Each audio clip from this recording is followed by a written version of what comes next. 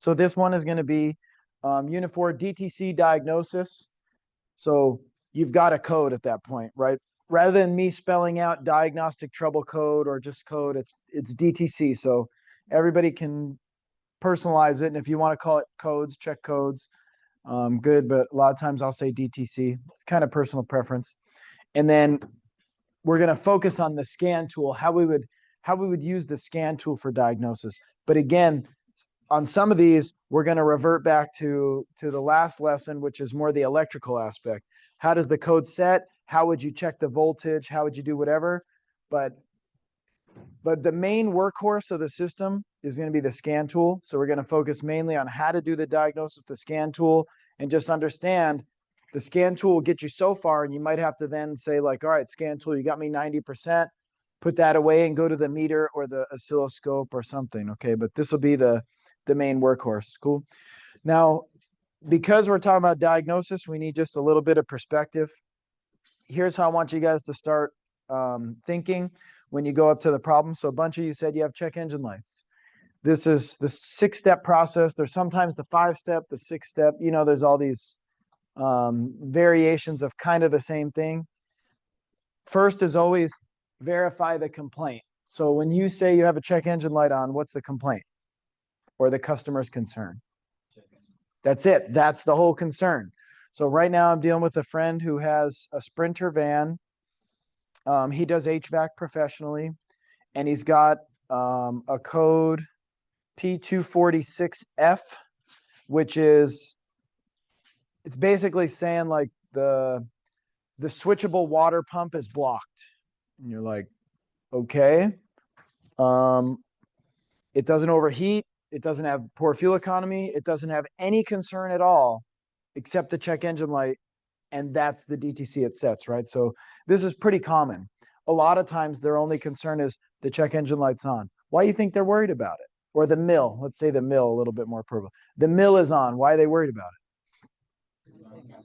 Bingo, he needs his registration and he can't pass smog, and so he can't register it. You could drive indefinitely with a lot of these codes. You could drive indefinitely with the mill on. In fact, this particular code that he has, all it really causes is the vehicle not to warm up as quickly. It doesn't overheat or anything, and it's not that cold here, so he's not really even noticing that it takes longer for it to blow hot air at the vents. He's not really worried about it. In fact, he's had the light for several months, but now that he needs a smog, it's like, hey, I got to get this figured out. A lot of times that's all we're worried about is just the mill. What is the mill? What are the codes that are set? What's the fix, and that's what I'm dealing with on this one. And it's been, to be honest, quite a pain. It's a Mercedes diesel. They all suck. All right. So the next step, right? You verified the concern. The mill is on, which is most of what we're focused on. Cool. Determine the related symptoms. Okay. Like in the case of this van, what are the related symptoms? Actually, basically nothing. There's not really any related symptoms. But let's go with a different example. You verify the concern, and the customer says there's a mill, and you jump in the car and you go to drive it a little bit, and it has like a major loss of power. You give it some gas, and it's rumbling and bumbling and shaking, and it just doesn't really move. That would be kind of like a related symptom. So you'd be like, hey, this has a mill, but it also runs kind of bad. A lot of times you're going to determine the related symptoms with a road test, maybe even with a visual inspection. A visual inspection would be in this area. So let's say some of the stuff we were doing earlier. If you see that it has a mill, you drive it, it has loss of power, you pop the hood and you notice there's a big cut in the air intake, and it looks like it's sucking air in that's not going through the mass airflow sensor. You need to do that visual. You need to say, well, would that cut be related to the loss of power, and would it be related to a mill? And in that case, I'd say yes. But to make sure you understand, what if you were to have the mill and the loss of power, and you were to open the hood and you were to see that the windshield washer fluid's low?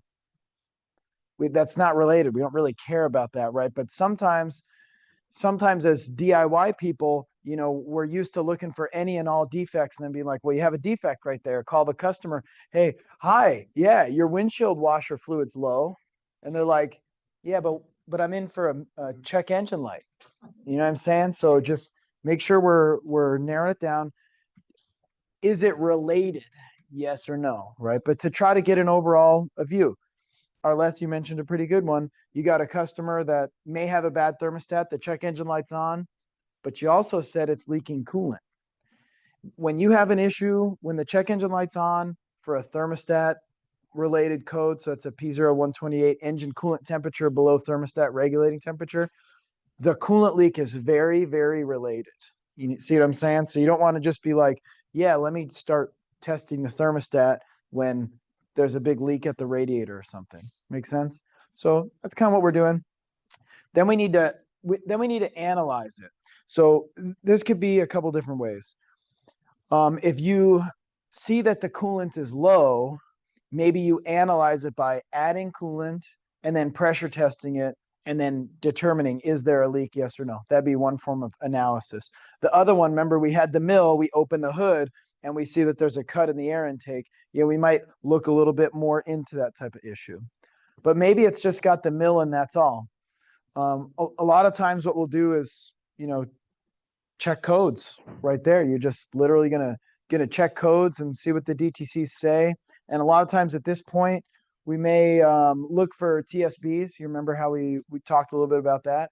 If you've got a DTC for P0300, you may go into all that and you may put in the P0300 and it may come up with like, oh yeah, for this particular vehicle, there's this like really common known issue. We recommend you check this and do that, right? So right here, you're kind of analyzing, or you may even be, a lot of times I would consider this to be like gathering information, right? You're gathering information. You're learning more about the system. If it was a doctor, let's say that we were a doctor, right? What's the customer's concern? My tummy hurts. Determine related symptoms. Maybe you say like, anything else? You experiencing any other things? Like, yeah, well, I also have a lot of fatigue or something, right? And then be like, maybe that's related. Makes sense. But then the next step, we have to analyze that. So you have tummy ache and you have fatigue. Maybe those are related. You know what we should do? We should do some tests. Let's do some basic tests. Let's check your blood pressure. Let's check this. Let's check that. Let's check that. You see how the doctor's kind of gathering information? They don't just simply say, oh, tummy ache plus fatigue, here's your prescription. You see what I'm saying? Like, that wouldn't be a good doctor. In fact, that'd be a doctor that probably lose their license. They should at least gather some information, do some testing, do some diagnosis. That's more like what we're doing right here. Cool. And analyze the symptoms and isolate the trouble. It's sometimes kind of a blurry line. So if we analyze the symptoms and we gather information, we look for TSBs and some things. Sometimes we're also really, checking on the vehicle. So if it was that tear in the intake boot, we may be kind of like analyzing the symptom, but also looking at the tear. Well, technically looking at the tear in the intake boot is isolating it as well. Like, is this the issue? So if we're going to isolate the trouble, what that really means is like pinpoint it. So you got the mill. The mill was for some sort of mass airflow performance. We might actually go in there and like verify, is it the mass airflow? Test the mass airflow. Is it the intake boot that's torn? We might go ahead and we might smoke test it. We're going to really like verify what we got. So what if it was that thermostat one we were talking about, P0128? To really isolate it, we gathered the information and we said, you know what, it could be a bad thermostat, but it could also be potentially a problem with the coolant temperature sensor, or it could potentially be a coolant leak. When we isolate it, we're going to determine which one that is. Is it the thermostat? Is it the coolant temperature sensor? Or is it the coolant leak? How do you imagine we might isolate which one of those three potential things it is? It's a process of elimination. Yeah, but we test, we don't replace, right? So if you're DIY, untrained mechanic stuff, your process of elimination to isolate the trouble may be, well, first stage repair, replace the thermostat and then see if it fixed it. But see, now you have to call the customer and tell them, hey, it's going to be a thermostat plus coolant plus labor, $400. And they're going to say, you know what they're going to ask, right? Oh, and that's going to fix it? And you're going to say, well, I don't know. We got to try that first. We don't really want to be doing that. That's not a good way to do that. Make sense? So how about instead we say, well, it could be the thermostat, it could be a coolant leak, or it could be the coolant temperature sensor. Which one of those do you think we could eliminate?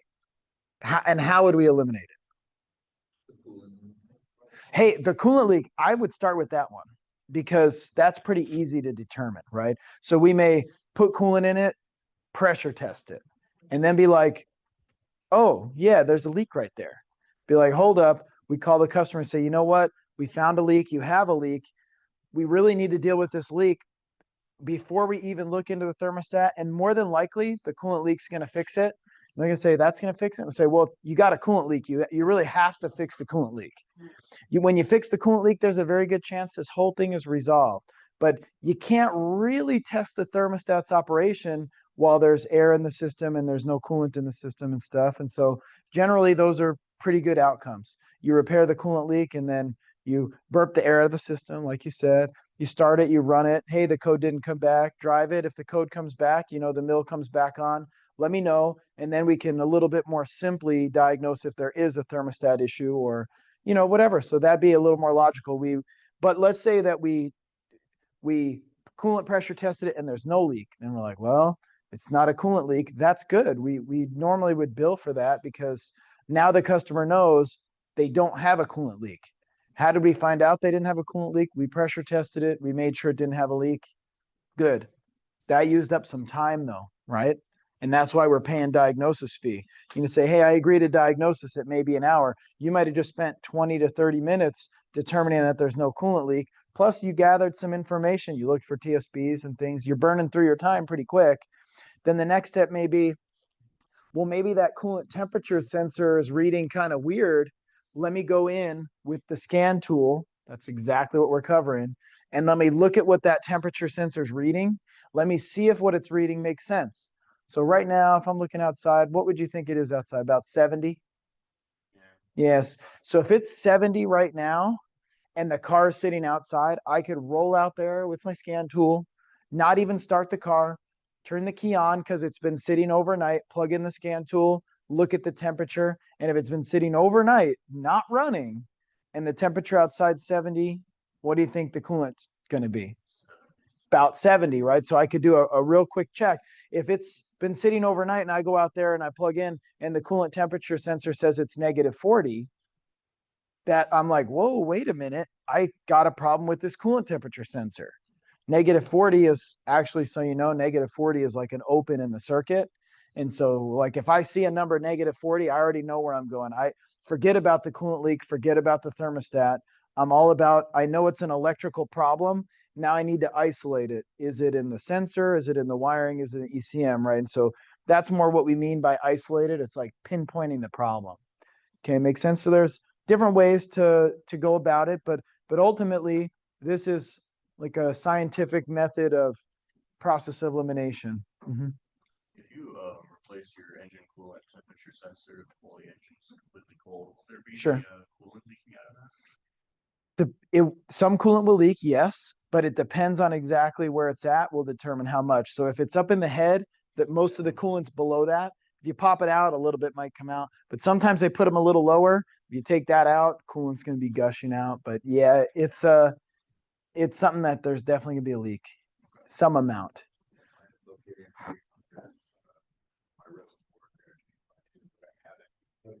Yeah, you're going to lose the coolant, right?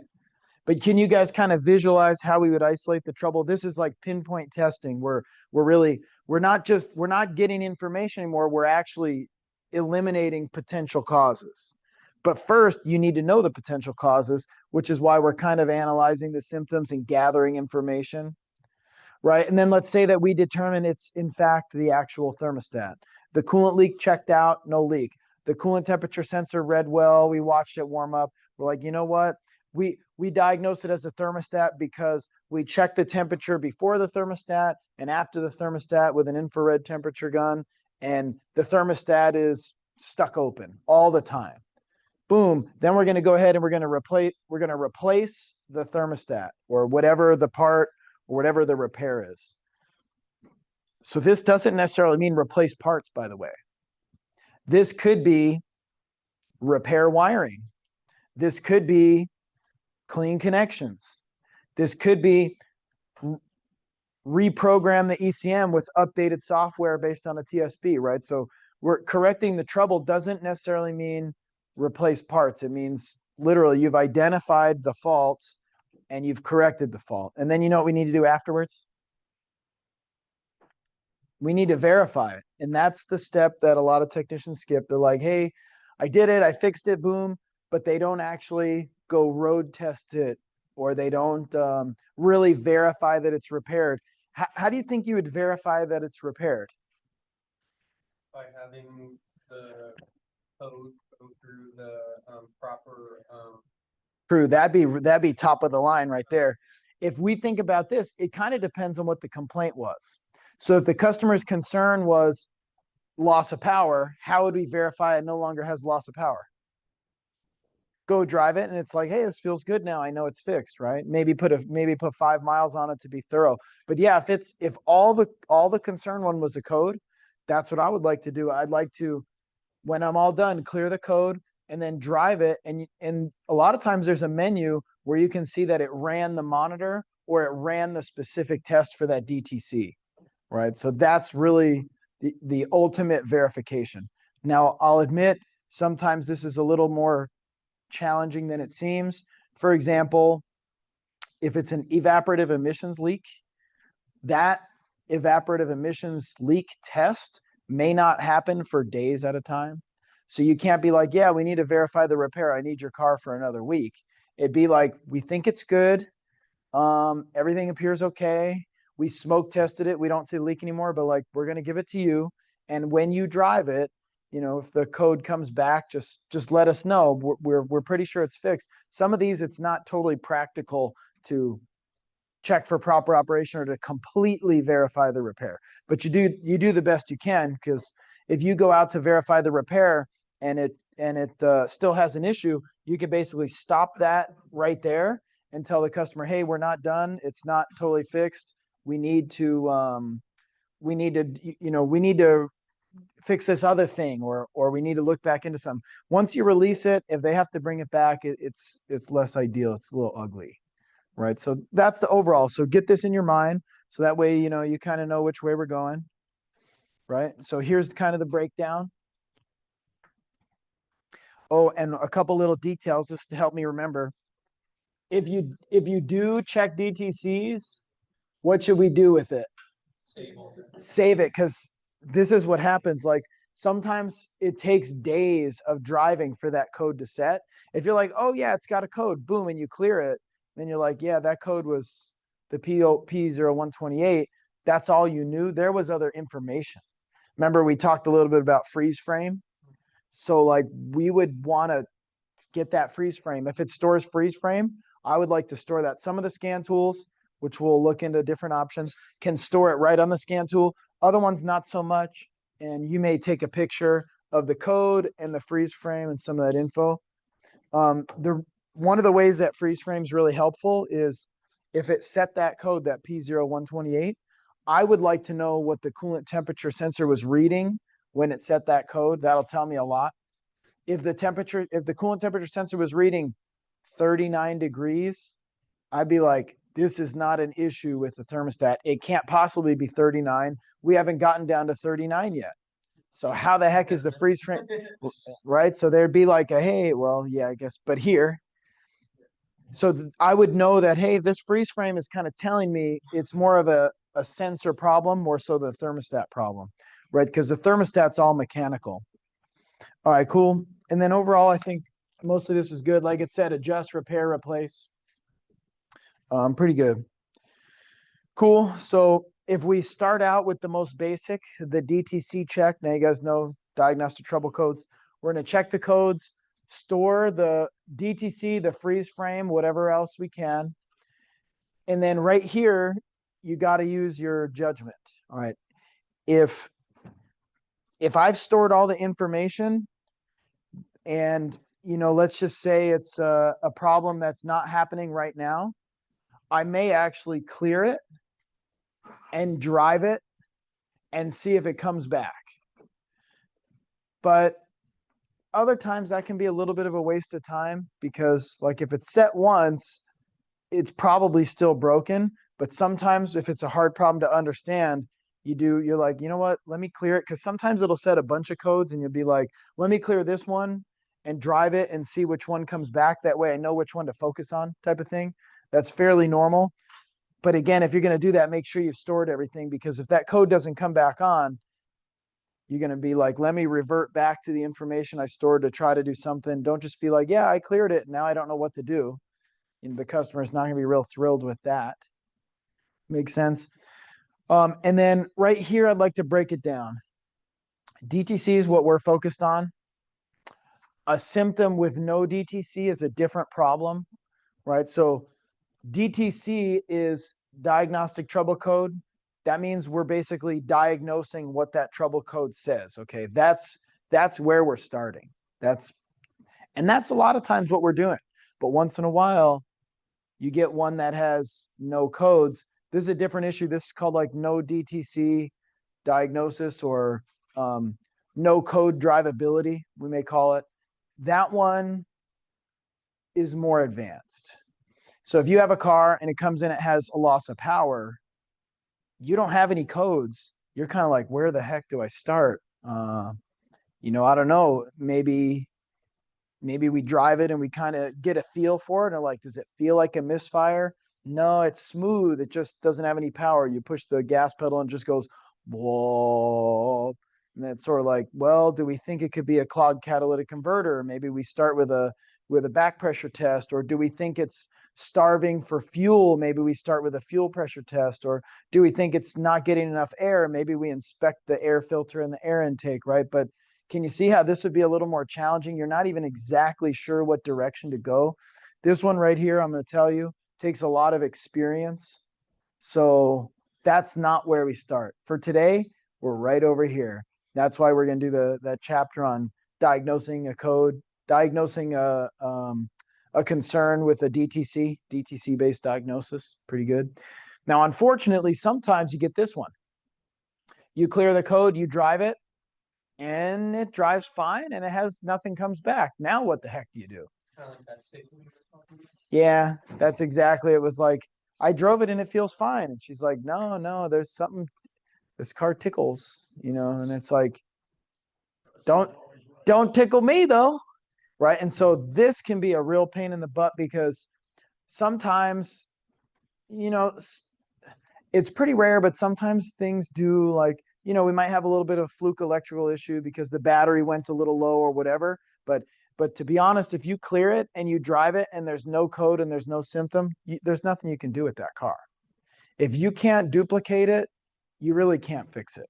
You see, so like with that one I gave you that example of, I told my service manager, hey, I don't know what to do with this. Like, everything seems fine. And then he's kind of like, do the engine mounts. I'm like, you tell me to do it. I'm not telling you that that's what's wrong, because it's not doing anything. I have no idea what to do other than what I had did the previous time, which is like, sorry, no problem found. Or operating as designed. If it's operating as designed, we're done. If the customer's unhappy with it, that's just not really our role, right? Our role is to verify. Our role is to do this right here. If you couldn't verify it, we're kind of like, we're done. All we can do is keep trying to verify it. Maybe have the customer drive with us, maybe drive the car home for the week. Maybe, I don't know. You got to be able to verify it. There's nothing you're going to do. Okay. So that's overall kind of like what we're doing. right? And just as a preview, if it's a symptom with no DTC, you know, a lot of times in service information, there's some sort of a problem symptoms table or a where to start, but they're not always that good. And you really need to have a good understanding of how the whole system works. This one here, this is doable. And this one here, as you can see, it could be intermittent, further analyze, try to duplicate it, try to duplicate it, try to duplicate it. Cool. So because we're focused on DTCs, what do you think we're going to talk about? What tool are we going to use here? All right, there we go. So there's a lot of different types. Like this one they used to call the brick. This was the brick. It looks like a brick, doesn't it? So the ones we got for like quite good. They're nice. Yeah, they're really good. Oh, your meter is one thing. The scan tool is a different thing. So the brick was this was top of the line Snap-on stuff. Fun thing about those, you'd get this and then you'd have to see what type of vehicle you're working on. Then you'd have to change this little card in there and had different chips. You'd be like, oh, you're working on a Honda? That's chip number 10. And you'd actually slide a little circuit board in there. It's almost like Nintendo. Yeah, exactly. Like something like that. You'd have to put a different little chip in to get it to communicate it. But you know, at the time, it's what we had. So it was pretty cool. Like when my instructor gave me one, I'm like, oh, cool. I finally get to play with it. Then you realize there's only a few buttons. There's nothing really that cool that's happening here. It's just like you see that tiny screen. It just gives you basic info. That was mainly because the systems back in the day it was just basic onboard diagnosis. This was even before OBD2, OBD1 stuff, and some OBD2, right? But then you got another option here, slightly behind it. You got like a more of a tablet looking one. Those ones are pretty common. We use those. Remember the Altels? They can do a lot of stuff. That's still an aftermarket scan tool, but a good one can do just about everything that a OEM scan tool can do. And then you got other ones that are full on PC based, which it's a love-hate with the PC based. I'd say the tablet's a little more convenient just because of the shape of it. When it's a computer, you're trying to drive with it and it's kind of flopping all over and there's a keyboard and stuff. But if you're trying to deal with like technical assistance in a remote location, you can't write an email on this very easily. This one, you can write an email, you can pull the file, you can upload the file, you can send it, right? This one, you can be pulling DTCs and doing scan tool stuff, but then in another window, you could be doing all data or service info, right? So for a lot of the OEM, right, original equipment manufacturer, the car manufacturers have gone to laptop based because, you know, it suits them better. But some of them do use a tablet based. And then there's aftermarkets, which aftermarket love the tablet based, but there are also aftermarkets that do a laptop based, but they don't sell the laptop. So right now we're going to spend a few minutes just looking at some options of scan tools. So let's say we were to go with, let me pull this one over here. Right, we'll be on all data soon enough, but not quite yet. How about we go to everyone's favorite store, Amazon. Amazon's got some legit stuff. How about we just do scam tool? And let's look at some options. All right, $23. Definitely, absolutely, positively made in China. I almost want to get it just to see how. You know what? Give me 1 second. Let me do. Yeah, you would, wouldn't you? I'm gonna do a quick switcheroo here. I want to duplicate these for just a moment. I feel personally attacked because I have one. No judgment, no judgment. I mean, hey,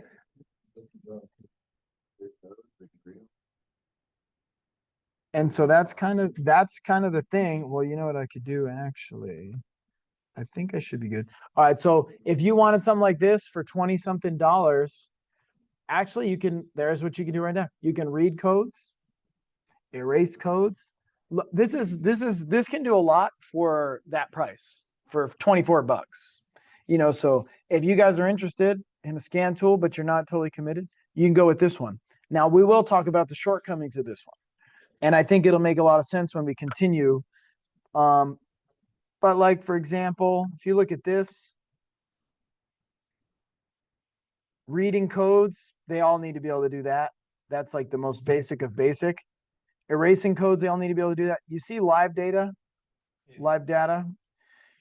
That's very important. And they can view freeze frame. That's good. And you can view IM readiness. I mean, this will get you by most of the time. And you can see that ECT, they're actually graphing the ECT right there, engine coolant temperature. Oh, okay, maybe the new one does, or maybe they're slightly false advertising. So this one can do some stuff. It's the cheapest of the cheapest, but that's okay. How about, let's say you have a budget of 23, that's what you're going to get. What if you want to spend 200 something? Let's see what the best options are. There's an Innova. Innova is actually fairly local. I've used the X tool. Matter of fact, I had the X tool. They sent it to me to test out, and it was pretty good. And then I let somebody make a good video of it, and then I gave it to them as a reward. So you guys can all take a lesson from that. If you want to be a scan tool reviewer, make a few videos and be like, yeah, I review scan tools. And these companies will reach out and be like, hey, can we send you a scan tool and you do a nice review for us? And then you end up with too many and you'll be trying to like get rid of them. Let's say we went with the Innova here. Innova's a little bit of it's a decent brand. Now, what are we talking about on screen here? Active tests. Wait, that other scan tool didn't say active tests. Interesting. We're gonna talk a lot about that. So right here,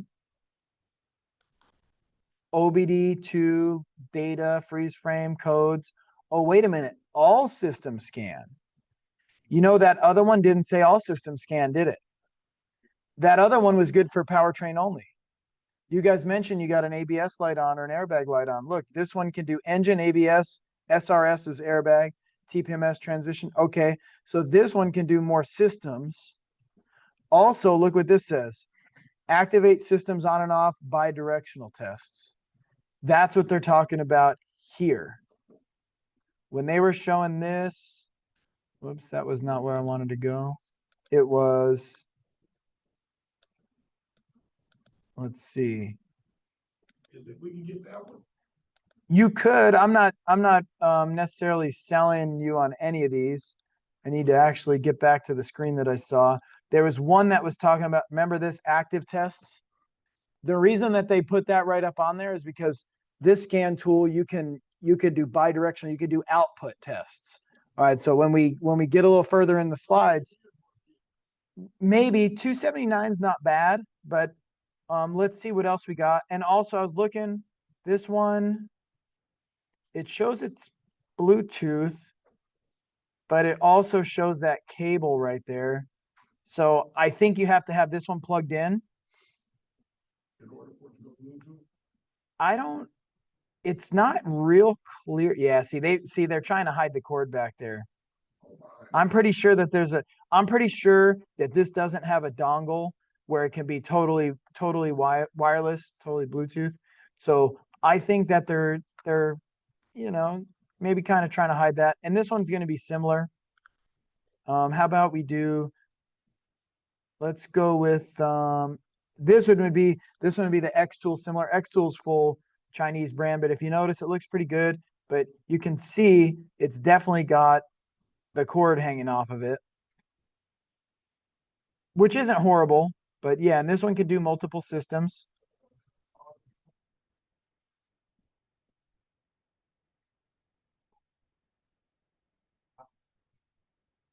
All right, so we're looking at live data here, and it can graph it. See, so they're graphing.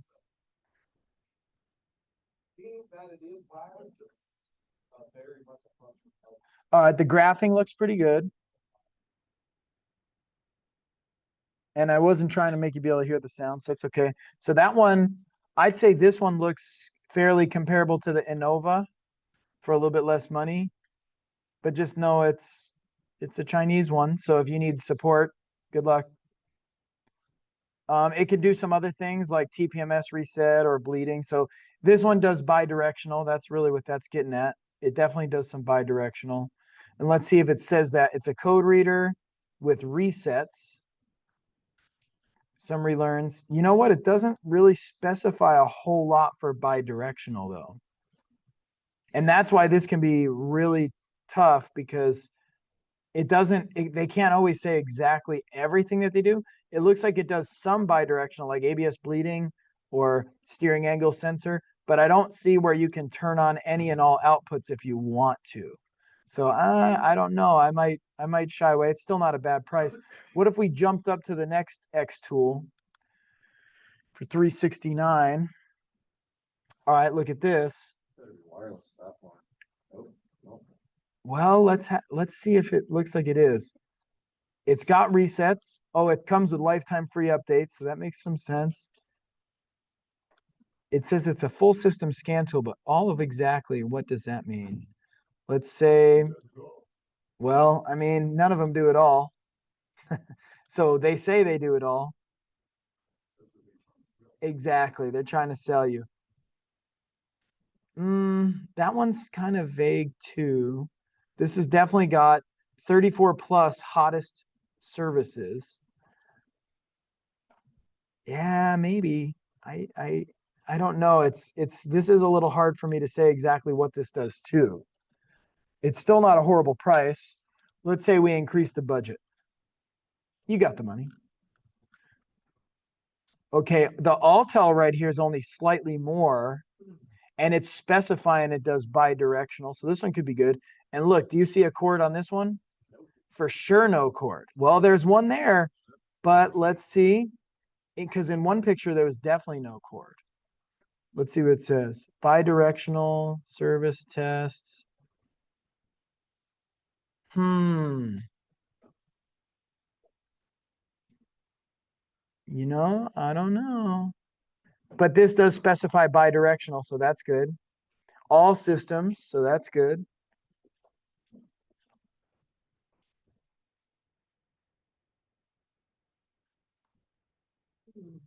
It's really focusing a lot on the bidirectional control. It kind of seemed like this one was Wi-Fi. All right, I don't see any cable so far, so, but I didn't see, oh yeah, there it is. Bummer. Looked really good, but it makes sense. That's not a real super expensive one. So let's see what we can get if we're really going to spend the big bucks. There you go. 1,400 bucks. How you doing? All right, let's look at this one. It talks a lot about it's bidirectional. It can reprogram blank ECUs, so it can actually write program. Remember how we were talking about if you want to do an ECU calibration, this one can do it. Now, where it gets the files from, I don't exactly know. Looks like you can do quite a few things. You can actually, so that is the J2534. That's how you can program the ECUs. And it even talks about Haynes Pro, so that this you can probably get service information through, which is optional. I'm sure that's going to be a subscription. And it lists quite a few. It could do 200 different brands.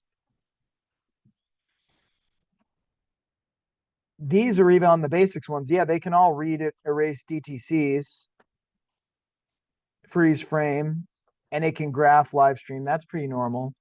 But this one, you know, they don't. Oh, yeah, they do a little bit, huh?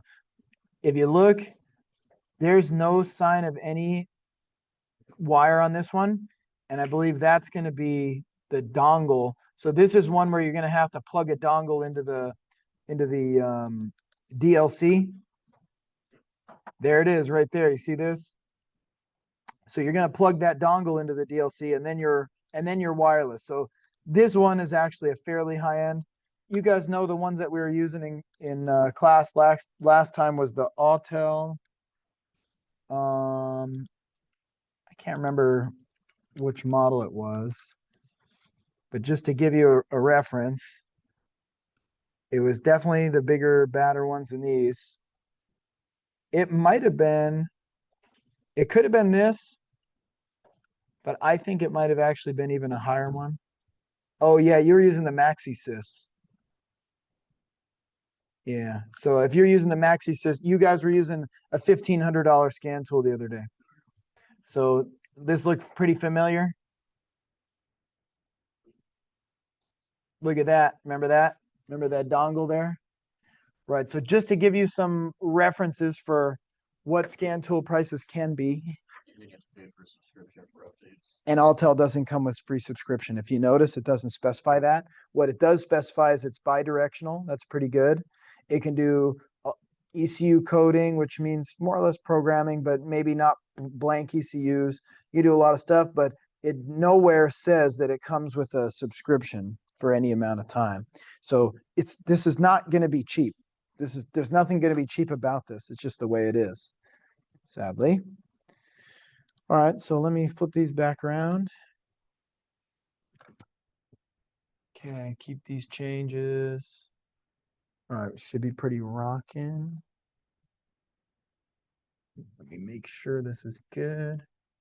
Stop share for 1 second. Start the share. Should be screen 1. Yeah, okay.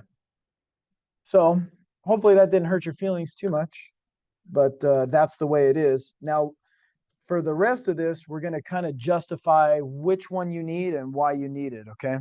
So now you see these few basics, but you know there's a million different ones in between. What's to say here? Bluetooth scanners eliminate the need for an assistant when activating or monitoring systems and components. What do you think that means? If it's got a wire on it, you're nailed down to as far as the wire will reach. What if you wanted to turn a purge solenoid on and off that was out under the hood?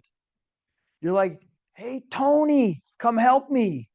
Tony, press this button and press it again. And then you're like, you're checking the purge solenoid and Tony's pressing the buttons. Now you got two people working on one car. You can't really bill the customer for both people. That doesn't make sense, right? So if you're going to do this professionally, it probably does need to be the Bluetooth one. And that's why I was kind of making a big deal of the cord.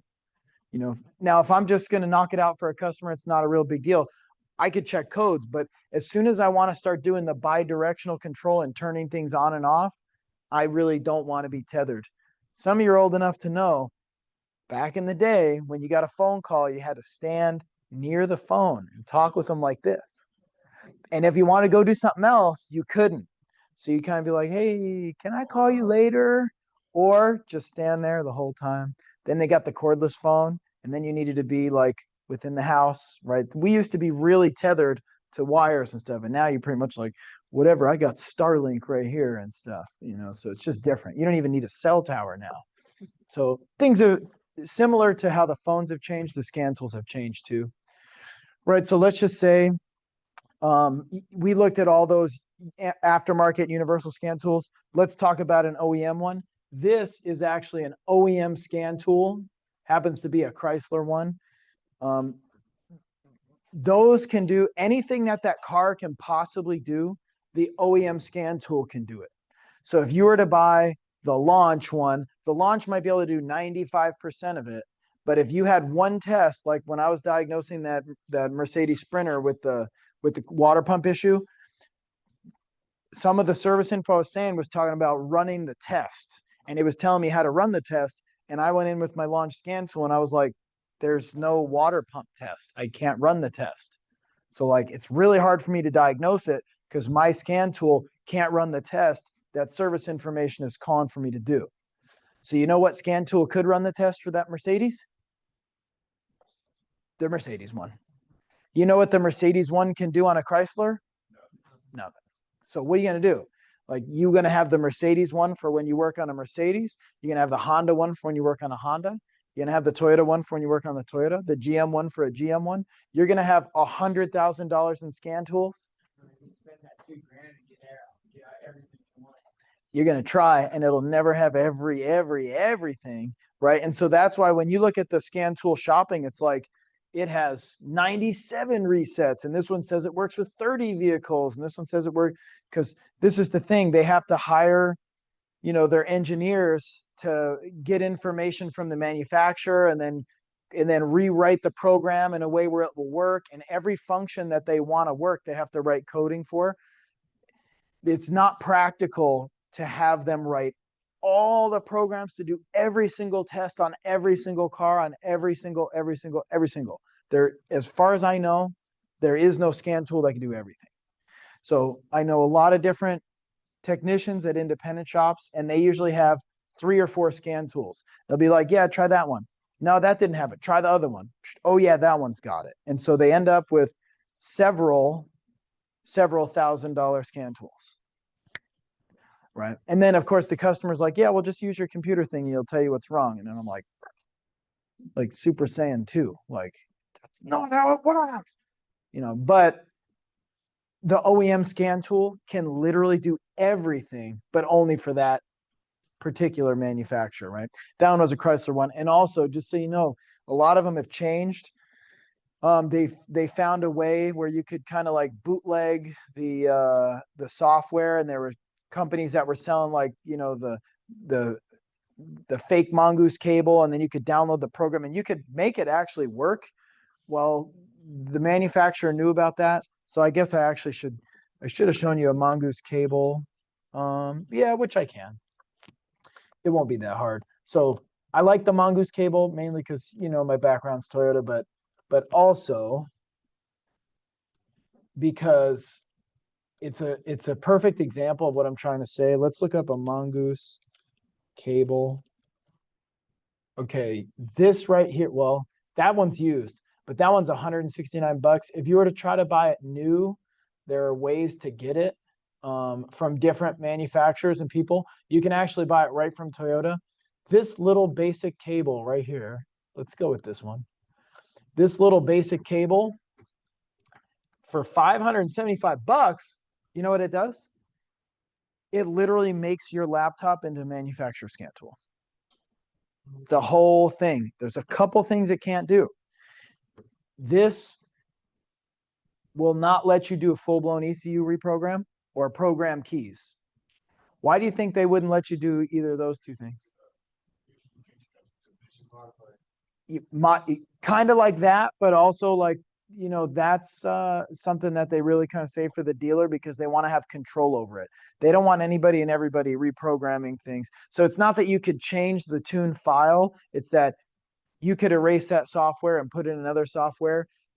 This doesn't come with a way to get the actual the actual files, right? So you could do a lot of stuff. And the reason that the keys are different is, well, think about it. If you could just literally buy this and then program keys, bingo, exactly. Like, you know, GM, Generous Motors, the Alltel scan tool can write new keys. That's how people are stealing all these Camaros, just in case you wanted to know. They roll up with the Alltel scan tool. They literally plug it in. They erase all the keys. They write one new key that they brought in their pocket, and now that key starts that vehicle. They start it and drive off. Generous Motors, you kind of screwed that one up, right? So like a lot of times the manufacturer's like, yeah, you can't write keys. If you need to write new keys, that the dealer has to do that. And when you go to do that at the dealer, I happen to know exactly what you have to do. You're going to go through and you're going to be like, yeah, I want to write this new key. And a lot of times you have to log in with your username and your password. And at that point, it's going to take a little snapshot saying, who's writing this key? Because I happen to know an interesting story, and we're going to keep it kind of vague because it's not something they really want everybody knowing about. But there was a dealership selling cars, and the technician did what's called PDI, a pre-delivery inspection. So that technician is like looks over the brand new car, because sometimes cars come with defects or sometimes they get damaged in transport or whatever, and they look it over, and then if everything is good, boom, they move on. Well, that technician would look it over and then program one additional key, put the key in their pocket, and then move it on, and then move it on. And then when times got tough, and they'd take a little note of who bought the car, when times got tough, they'd show up with that one key, unlock the car, go through the vehicle, get some extra money. and then lock it back up. And they call the police and they're like, somebody got in my car, and they're like, it's locked. How did they? There's no broken window. And they're like, I don't know. They got into it and they took my money and my purse and my whatever and my wallet and my stuff like that. And they're like, huh. And the police really couldn't figure this out. It was in one particular area though. So slowly but surely they started to piece it together. Like either these thieves are gotten really smart or it's an inside job. And like, how could it be an inside job? And they tracked which cars came from which dealer. They tracked it down to the dealer and they tracked it down to all those cars were PDI'd by one particular tech. And then they busted him on it. And they were able to look in and they were able to see his username was used repeatedly for programming key, program a key, program a key, program a key, program a key, right? So the fact that they make you log in, that's going to get some accountability. You know what I'm saying? So a lot of these manufacturer scan tools, you have to actually put your username in. And then a lot of the newer scan tools have gone to web-based, which I hate because if you try to go do this out in the parking lot, the Wi-Fi might not be that good. So with the old school scan tool, we plug in, we do our things or whatever. With the new school one that's web-based, you plug in and it's like connecting to the internet. No connection, no connection. You're like, I don't need a connection. I just want it to be a basic scan tool. Sometimes they'll let you do some limited things, or sometimes they'll let you use it for a certain number of connections, or sometimes for a certain number of days, but eventually you have to connect to the web on it because it uploads information. The reason it does that is, again, you have to use your username and password. So there's no way to have like a Chinese knockoff Mongoose cable because you could buy the Chinese knockoff Mongoose cable, but you don't get a login. You need a login to access the web, the server that hosts the scan tool. You're literally clicking on a web page and the web page is executing the commands. It's pretty gnarly. And also, think about this. Remember, you got the manufacturer who's paying warranty claims, right? So let's just say, now I would never do this, but let's say my name was Mocanic.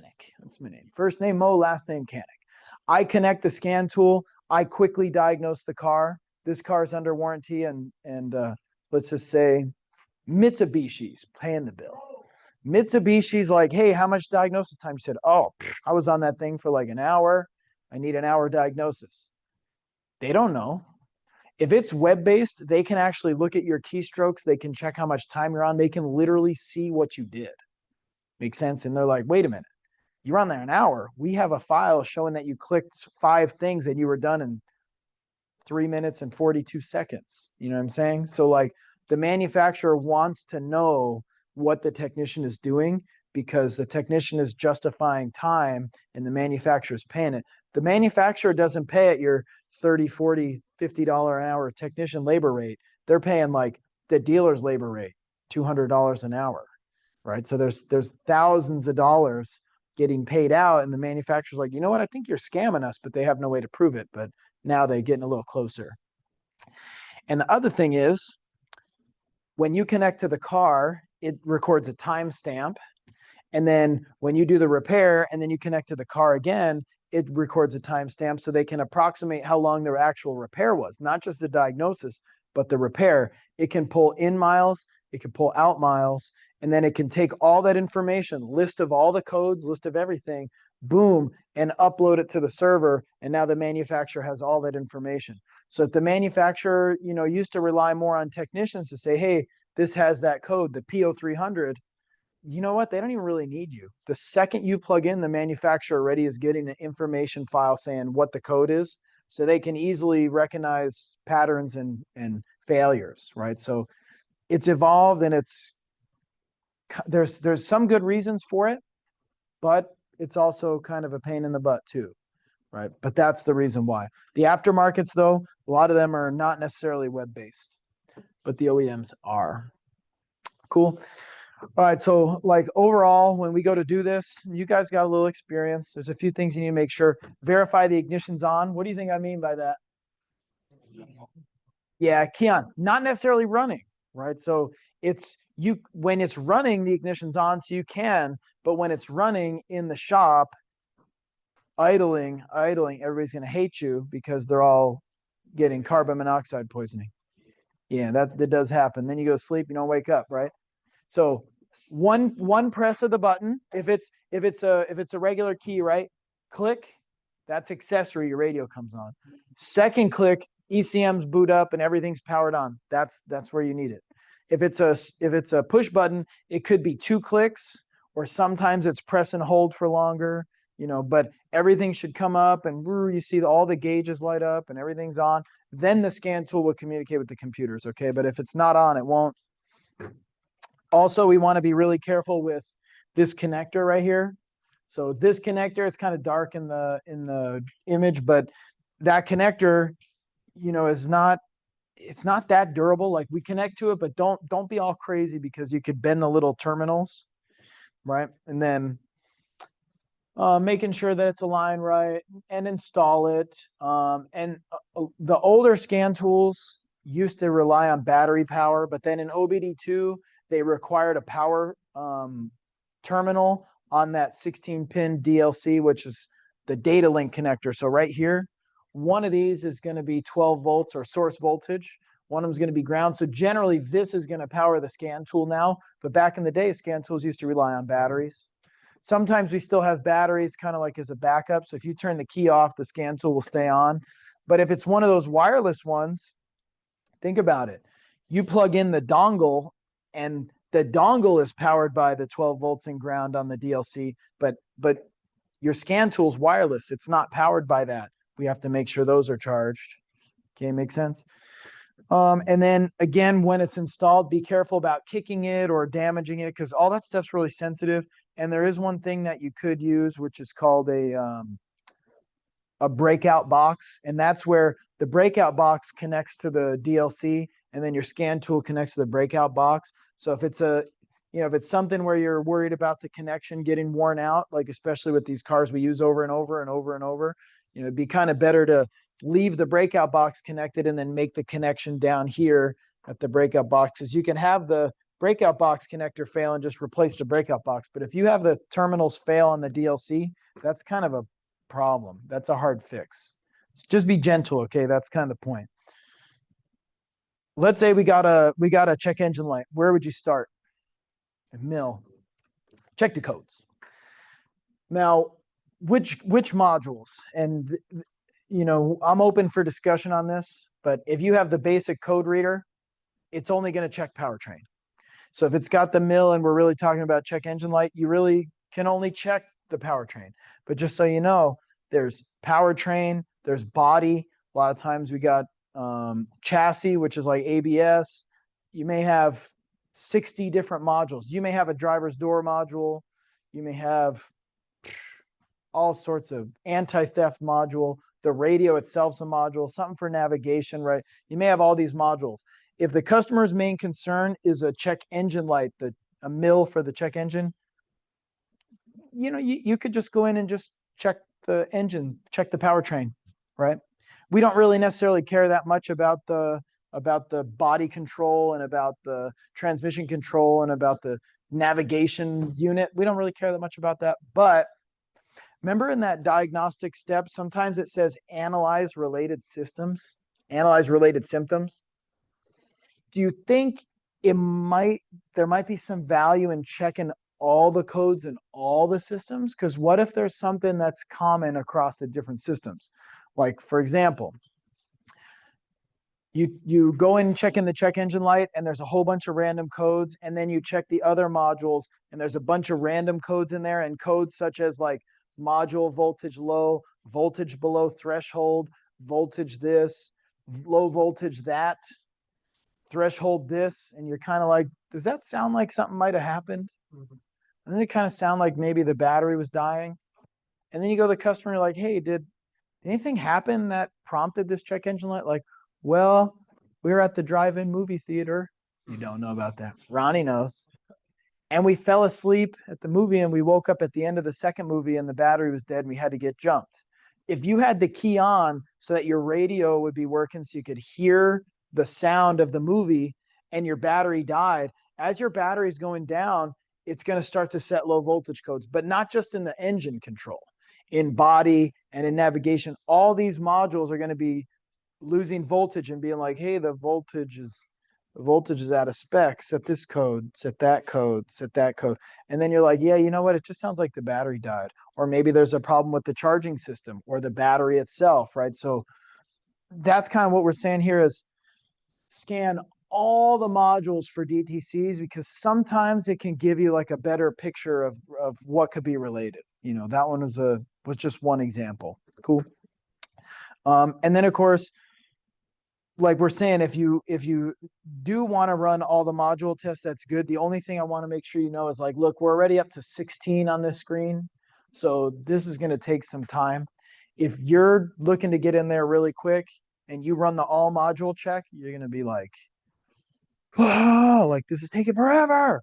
It might take like 5 minutes. 5 minutes sounds kind of short, but you know, if I'm just trying to pull a code really quick, I don't want to wait 5 minutes while it's like click, click, inflatable restraint, click, click, passenger presence module, click, click, instrument cluster, radio and HVAC controls, headlamp, radio, amplify, like just know that could take some time, okay? Which is okay.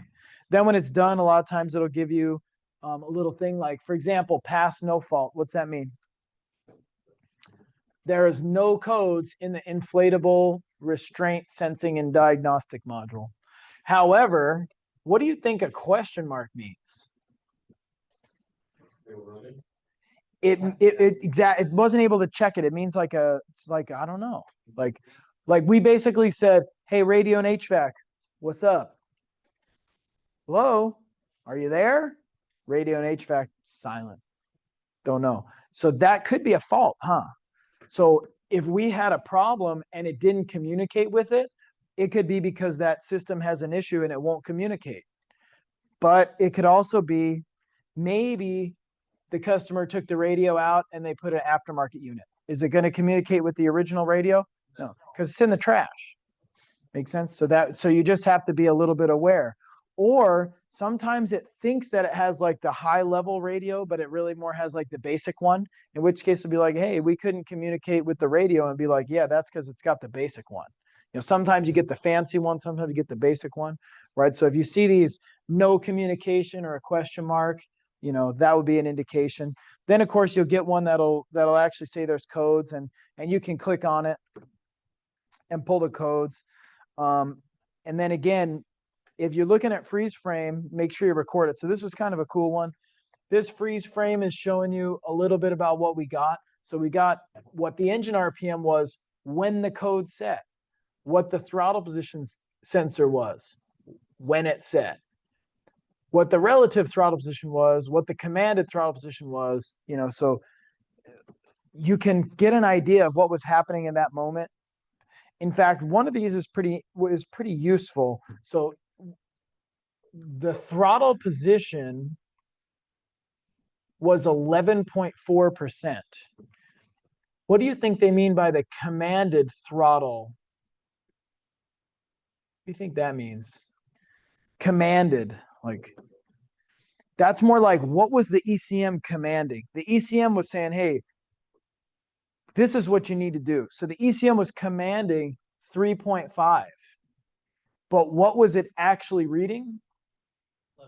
That's a problem.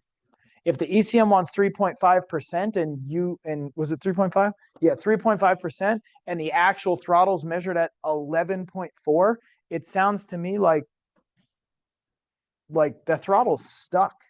And then if you notice, there's throttle and throttle B. That's those redundant sensors. And so actually this freeze frame right here tells me, hey, that throttle wasn't where it was supposed to be. This is gonna set some codes. I'm gonna tell you right now. If that throttle's not in the position that the ECM wants it to be in, you're going full limpo mode. That car is gonna barely move. You're gonna have code set for throttle position mismatch or correlation or something like. But the freeze frame gave us a good clue as to what was happening in that moment. Make sense? It sounds like the throttle's sticking on this one, which is kind of unlikely. To be honest, I think right here we probably blocked it open on purpose just to get this freeze frame for a demo. It'd be pretty rare that it actually sticks. All right, and you know, this is another view. This is the Toyota OEM. This is the original Toyota scan tool. So you can see it's different than like the tablet, this is very clearly a computer screen. This will show you some information. So like what your mass airflow is reading. Right when it happened is 0, 1 second before it happened, 2 seconds before it happened, 3 seconds before it happened, and 1 second after it happened, right? Now, if you skim this, does anybody see anything that jumps out at you as a failure?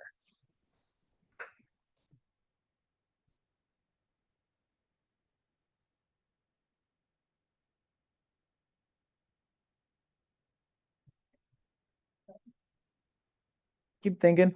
Keep in mind the 3 seconds before, the 2 seconds before, the 1 second before, and then the 0 is the moment the code set and the freeze frame started. So what were the 3 seconds leading up to the failure? Did something change? Did something drop off? Did something jump up? Where do you see 6 volts at? This was 6.4, then it was 2.64, then it was 151, 151, and 151. So that's kind of weird. It was moving all over the place, and then it got stuck at 151. But look at this one. The intake air temperature, it was 100, then it was 100, then it was -40. I don't think so. How was it 100 degrees and then -40? That's an open circuit. If you guys were kind of listening to what I'm saying, that's an open circuit. I already know that's an open circuit. I know that's an open circuit because of last week when we looked at those different, the sense circuit and the 2 resistors. If there's an open, the open is going to be the massive resistor, which means the open is going to consume all of the voltage. And that means it's going to have like a full 5 volts. Full 5 volts is going to be -40. That's the number. -40, by the way, if you actually see that, it's pretty unlikely that the actual temperature is -40, maybe if you're in Alaska. But if you see -40, you know that's a problem in the circuit, not that it got really cold really fast, right? I think that should mostly go without explaining. Okay, especially because this was 2 seconds before, and then this is 1 second before. So in 1 second, it went from 100 to -40? No, absolutely not. There's just no way. Don't even try to tell me that. What did happen, though, I would say, because I'm using the scan tool as my main workhorse and I'm looking at the freeze frame and I'm like, you know what? That thing had a good connection. It was reading 100. And then boom, it read -40. There's a bad connection right there. Maybe there's a loose connector. Maybe there's a wire that got cut. You know, I know that I have an issue in the intake air temperature sensor circuit. And further, because from experience, I can tell you the intake air temperature sensor is a lot of times built into the same housing as the mass airflow sensor. You notice this was reading, then all of a sudden it went to the same, that 151, 151, and 151. That's a default for that mass airflow sensor when it's disconnected. And this is a default for that intake air temperature when it's disconnected. And those are both the same sensor. So now I know, like, hey, I'm after that wire going to the sensor. There's something there, maybe the connection, maybe, you know what I'm saying? So we're using this scan tool as a major workhorse. Now, does this tell me where the open in the circuit is? No. And that's why the scan tool can get you the 90%. And then you're like, all right, I know it's going to be right there at the mass airflow sensor with intake air temperature sensor.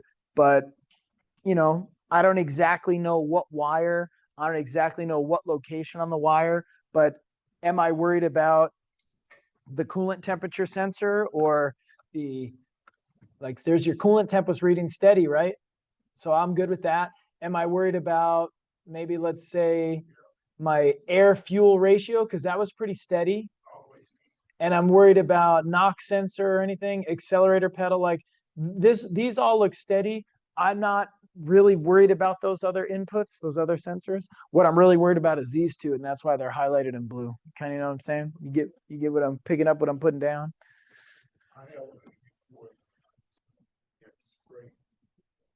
Yeah.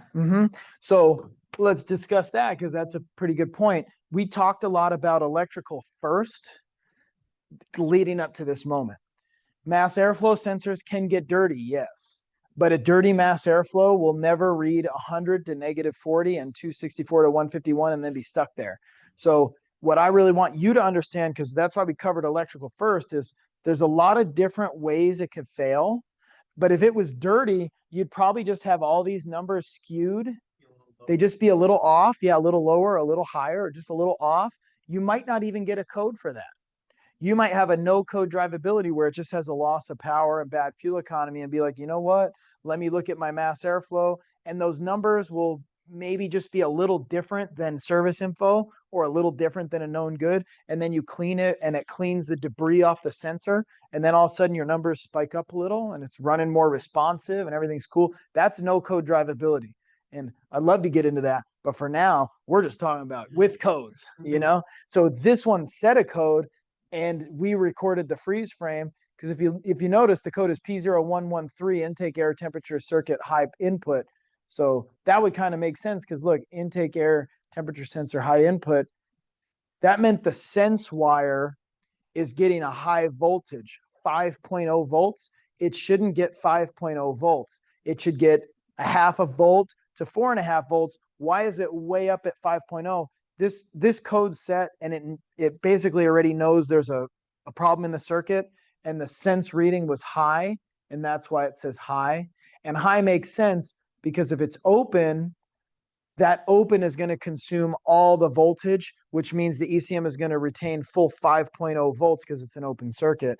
5.0 volts at the ECM means -40, right? So again, like I said, we're going to tie it back to last week a little bit, but we will. Okay. For now, we'll focus on the scan tool. Cool. So let's say you got that code. P0113, you recorded this freeze frame. You may save this, take a picture of it, whatever. Like we've already broken this down. We pretty much know what we got, right? But if you don't, we're going to go in here. You're going to gather information. If you don't understand the symptom, if you don't understand the circuit, if you don't understand how the system works, if you don't understand how the code sets, like your first step is not to replace parts. Your first step is engage brain before hands, right? Engage brain before hands. I don't know how this works. I happen to know how this works, but I just spoon fed it to you because I know how this works. You know how I know this works? I'm not smarter than you, but I've read about this. I've had this code before.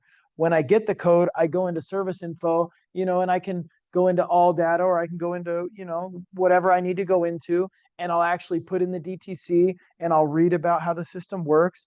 And you know, I'd actually say this is probably a pretty decent time to do that. So the code, as you will recall, was a P0113.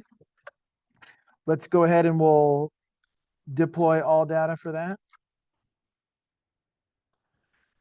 And let's say we go to repair. Now that one I know was a Toyota, although it didn't give us any information on what the year, make, model was. Let's go with a little bit older. We'll go with 2012. The most popular car on the road back in 2012 was, they were fun, but that wasn't as fun. Toyota. Let's have it be Camry. And let's make it the 4 cylinders fine. And do you guys remember what the code was? Was it 113 or 112? Could be. Yeah, there you go. So look at, does this number match what we had saw? All right. Intake air temperature circuit, sensor high voltage. Okay, this is find a fix. We can click that for fun. It says right here, probable causes, ECM. Yeah, let's sell it. IAT built into the math, open in the intake air circuit. So what are we selling here? Let's see if you remember what I said last week over and over. When we get a fault, it could be the part, right? It could be the sensor. It could be the wiring. That's what this is saying. Or it could be, oh my goodness, it's almost like I could have predicted that. I had not looked this up ahead of time. I'm just saying there's a pattern here. The module knows that there's a problem in the circuit, but it has no way, the OBD system has no way to know if it's the module, the wiring, or the sensor, okay? It doesn't know. We got to find that out. Cool. So now I kind of, you know, I read a little bit and it's saying, now who likes to gamble? Oh, all right. Well, if you like to gamble, gamble with your money, not the customers. But this is the gambling right here. Oh, percentage reported, the mass airflow sensor fixed it 50%. Oh, but 42% said the ECM fixed it. What would you go with? Let me call the customer and be like, you got a 50% chance that the sensor's going to fix it. But if it don't fix it, you got 42% chance that the ECM will fix it. What do you want to do? Be like, I'll take the cheaper one. Which one's cheaper? You're like, the sensor's $300 for an OEM. The module's $800 for OEM. Let's go with 300. Punch it, bang out. You see what I'm saying? So like you could run a business this way, but if let's say you run a business this way and the customer's like, yeah, that's how it works. They told me you gamble right here. They even showed me the percentages right here. By the way, public doesn't have access to this. We do because we're on a paid subscription, right? You could show this to customer and be like, what do you want to do? And they'll be like, yeah, give me the 50% one, right? But then the thing is you go on vacation and they leave your business and they come to my business. And I'm like, well, we need to test this. They're like, what? That's how it works? Like, yeah, you don't have to guess. Let me diagnose it and then I'll tell you what it needs. And then they're like, I'm not going back to that other shop no more. I stole your customer. Okay, that's how this would work. Okay, so the find a fix was cool, but it's more of like a forum, right? If we were going to actually do it legit, we should check for TSBs. You're right, we should. But what I sometimes would like to do is the testing inspection and just read about how it works. So what it's kind of saying is the description. This is the acceptable range. It should be somewhere between 0.1 or so to 28 kiloohms. All right. So if you wanted, you could actually measure it, but it's just saying this is an acceptable range. Then it says the intake air temperature sensors mount on the mass airflow meter subassembly. Remember, I told you that. But see, I knew that because that's my job. It monitors intake air temperature sensor. The intake air temperature sensor has a built-in thermistor with a resistance that varies according to the temperature of the intake air. That's what we did last week. Remember how we had a fixed resistor and one that varies? That's the temperature, that's the voltage divider circuit. That's just like, this is how they work, okay? So the intake air temperature sensor is going to vary its resistance based on what? The resistance of the sensor varies based on the air temperature. Exactly. Now you understand how it works. Okay. When the intake air temperature is low, the resistance of the thermistor increases. Timeout. What did it say when it failed? What was the temperature? -40. Exactly. So if it's -40, what's that tell me the resistance is? The intake air temperature was low, right? Very low. The resistance of the thermistor, what happened to it? It increased. You know what the most resistance you can encounter is with your meter? OL? Yeah. You know what OL really means? Yeah, it's pretty much like an open. Do you now understand why the -40 told me it was open circuit? Because look, it says, if the intake air temperature is low, that means the resistance is high. That's kind of a backwards way to say it. What it really means is the ECU is monitoring, and if there's a whole lot of resistance, like an open, that means the temperature is very low, like a -40. Makes sense? So that -40 translates to a lot of resistance, probably an open. Cool? That high resistance is going to cause the -40. Bingo. Right. It's the actual resistance of the sensor that generates the number, right? Now, so the ECM, what the ECM really does, the ECM actually measured the voltage in the voltage divider. But if we simplify it, the ECM, okay, it's kind of fibbing. The ECM measured the resistance of the circuit. And if the resistance was OL, the ECM says, oh, I know what that means. Generate -40. The -40 is what they make for the technician to see. So the ECM actually doesn't really think -40, it thinks OL, right? But it generates live data numbers for us to understand. Cool? Right? And then it says when the temperature drops, the resistance drops. Or when the temperature is high, the resistance drops. These variations in the resistance are transmitted by the ECM as voltage changes. That's what we were discussing. right? So as the resistance drops, it's high. As the resistance increases, it's low. But you notice it should only really go to -20. That's a normal range. The fact that it's reading -40 is like, this thing's out of range. Like, this isn't the sensor's code. This is open. I just know it. Yeah. And so if you think about it, the air intake temperature sensor is powered by a 5-volt supply, and then it's just going to basically drop a certain amount of voltage based on its resistance. Now, here's how the code sets. This DTC P0111, which I might have put in the slightly wrong number. I think it was a 112, 113, there you go. The intake air temperature change from the previous trip warm-up is small, or the change in the intake air temperature after startup is less. So that's one code, but it may have several codes on here. So this one was a little, this one doesn't totally match the manufacturer. Do you know where they get this info? All Data buys it from the manufacturer. I think they got it slightly jumbled up here, but it's okay because it's close enough. We basically know that this is an open. The reason it really set the code, though, is because it didn't change enough. See, that's what it's saying. The intake air temperature change from the previous trip warm-up is small. So that means you had it up to operating temperature, you shut it off, and it didn't really change. Or the change in the intake air temperature sensor after startup is less than the threshold value. You know, when you start the car, it gets kind of warm under the hood, right? Don't you think the intake air is going to go up a little bit? But if it doesn't, it's going to set a code against to be like, hey, we've been running a while and that never warmed up. We don't think it's reading right. Boom, set the code, mill's on. Cool. Now, if all this customer wants is the mill off, we can turn it off by clearing the code, but it's going to come back because we didn't fix anything, right? So we're now understanding. We think it's most likely an open. Cool. And then down here, it's saying like well, actually, monitor description. This is the actual test. ECM performs OBD2 monitoring based on these values from the intake air temperature sensor. If there's no change in the sensor within the normal range, ECM will not be able to perform OBD2 monitoring or will misdiagnose that there's a malfunction sensor.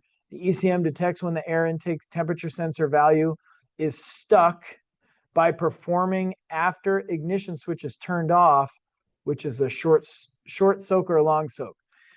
Remember, this stuff is written by engineers, so they like to make it overly technical. I like to dumb it down. So that's more how I roll. This is saying, if for some reason the sensor doesn't, if there's no change in the sensor, it can't really tell if it's good or bad, which is why it uses the temperature sensor value and it performs the test after the ignition switch is turned off. Now, this is interesting. When you turn the ignition off, the engine's off, so you'd think it starts cooling, right? That's not totally true. There's still a lot of heat built up into the engine, and you no longer have the cooling fan on, and you no longer have the water pump circulating the coolant. So actually, that temperature sensor is going to get a heat soak. It's going to get warmer. So it knows consistently when you turn the car off, that temperature sensor goes up every time. You know, that's why those cats like to make a little nest under the hood, and they like to go into the hood when it's cold, right? Hang out in there because you got heat soak time. It's warm in there. The temperature sensor should see that. And if it doesn't, it knows something's up, right? I would reword this, but it's not up to me, right? So we're gathering information right now. How does this code set? What is it looking for? And then monitor strategy, it's got to actually tell you what it's going to do. It's going to run the test how often? Once per driving cycle. What about to make the mill? It's got to fail twice. So this is a 2-trip. The mill operation, you need 2 driving cycles. It's got to fail once, you got to do another drive cycle and fail again. Cool. How do you enable it? Well, it monitors whenever DTCs are not stored. So it's going to run pretty much anytime there's no code. Once there's a code, it may not run again though. Right? And it's just saying all these conditions need to be met for this to run. For example, if your coolant is not higher than -40, it will not run the test. before you stop the engine, it has to be warmed up to 158. So what if you start the car, you drive it for 10 seconds and then you shut it off because all you do is drive across the parking lot because you live in a trailer at Walmart and you work at Walmart? It'd be sick. Why would you drive the car though? You could, if you did that very abnormal drive cycle, this test would never run. It would never fail. It would also be an incomplete monitor and you would not be ready for smog until you actually drive it long enough. So to have it run, it's got to be above -40 and you have to actually drive it so the coolant's above 158 and then shut it off. And then it's going to do the heat soak test and make sure that it goes up. But if you never get it to 158, it's never going to happen. It needs to see some other different things, as you can see. And the key needs to stay off for 30 minutes. So if you have somebody who's doing Uber Eats and they never shut the key off for more than 30 minutes, it'll never run this test. It's kind of interesting, right? So you do want to just be familiar. Here's all the enabling criteria. And additionally, look at this. Now, this is going to blow your mind. It can't have a P0, 102, or a 103. If it has a P0, 102, or 103, or for that matter, any of these other codes, it will not run the test. All right, so this part, I think you could get a little critical information. If you educate yourself, because this is introduction to diagnosis, right? And you look at this, and let's just say, I give you a different example. Let's say that we had a code P0112, or matter of fact, that's what we did have. I must have clicked the wrong number.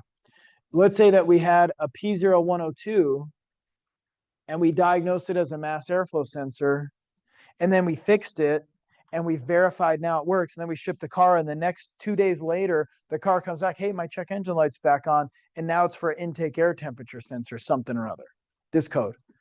You'd be like, well, it didn't have that before. Why didn't it have it before, though? But why?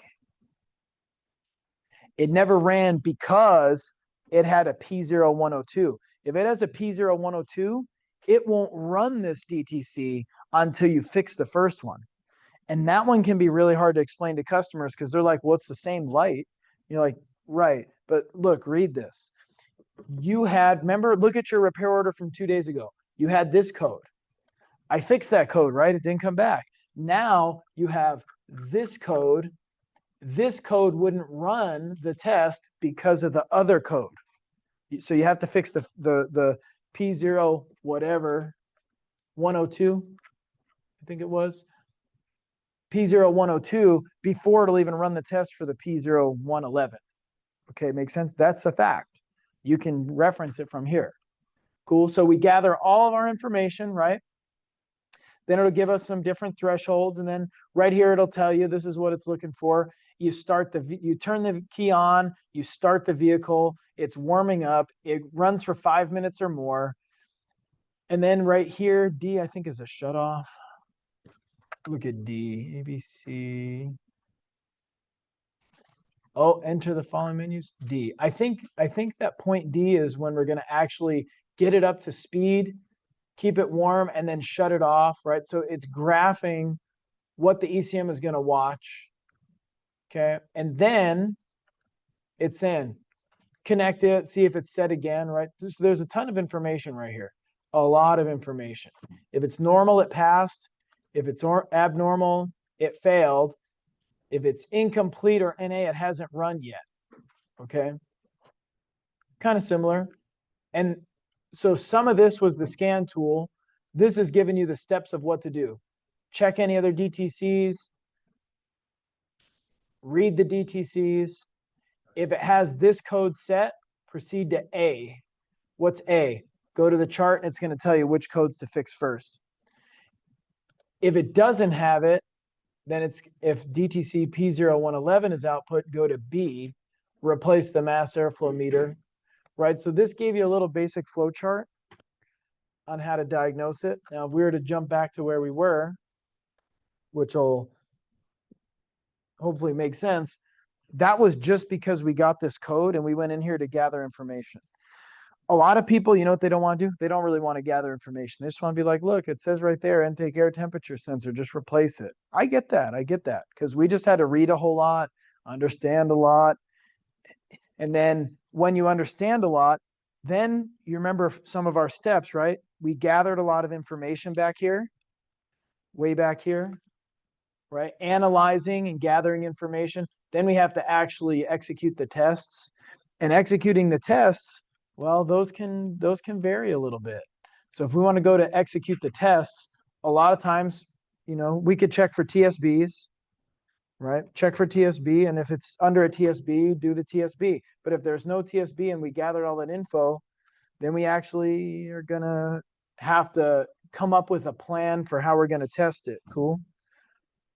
Right? And that's kind of what this is saying. There's the description.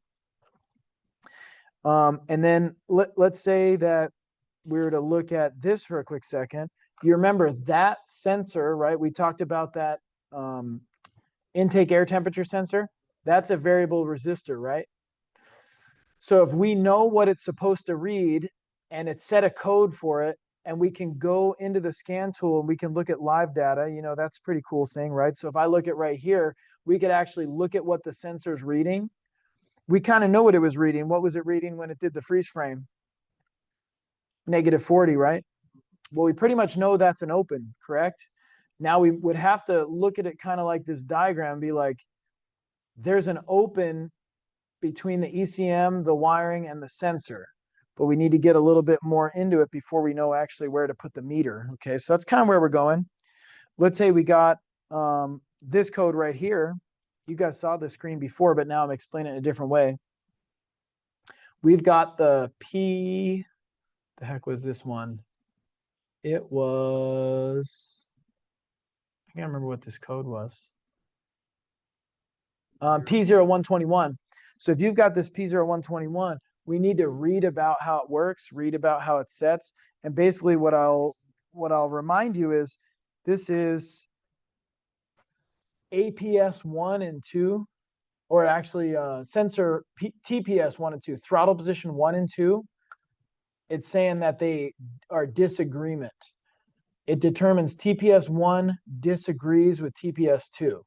What could be the cause? Poor connection, open or short in TPS, faulty position sensor, which is kind of the same. Actually, the TPS circuit, all right, these two are the same. A poor connection and an open or short in the TPS circuit, that's going to be like in the wiring or in the connector.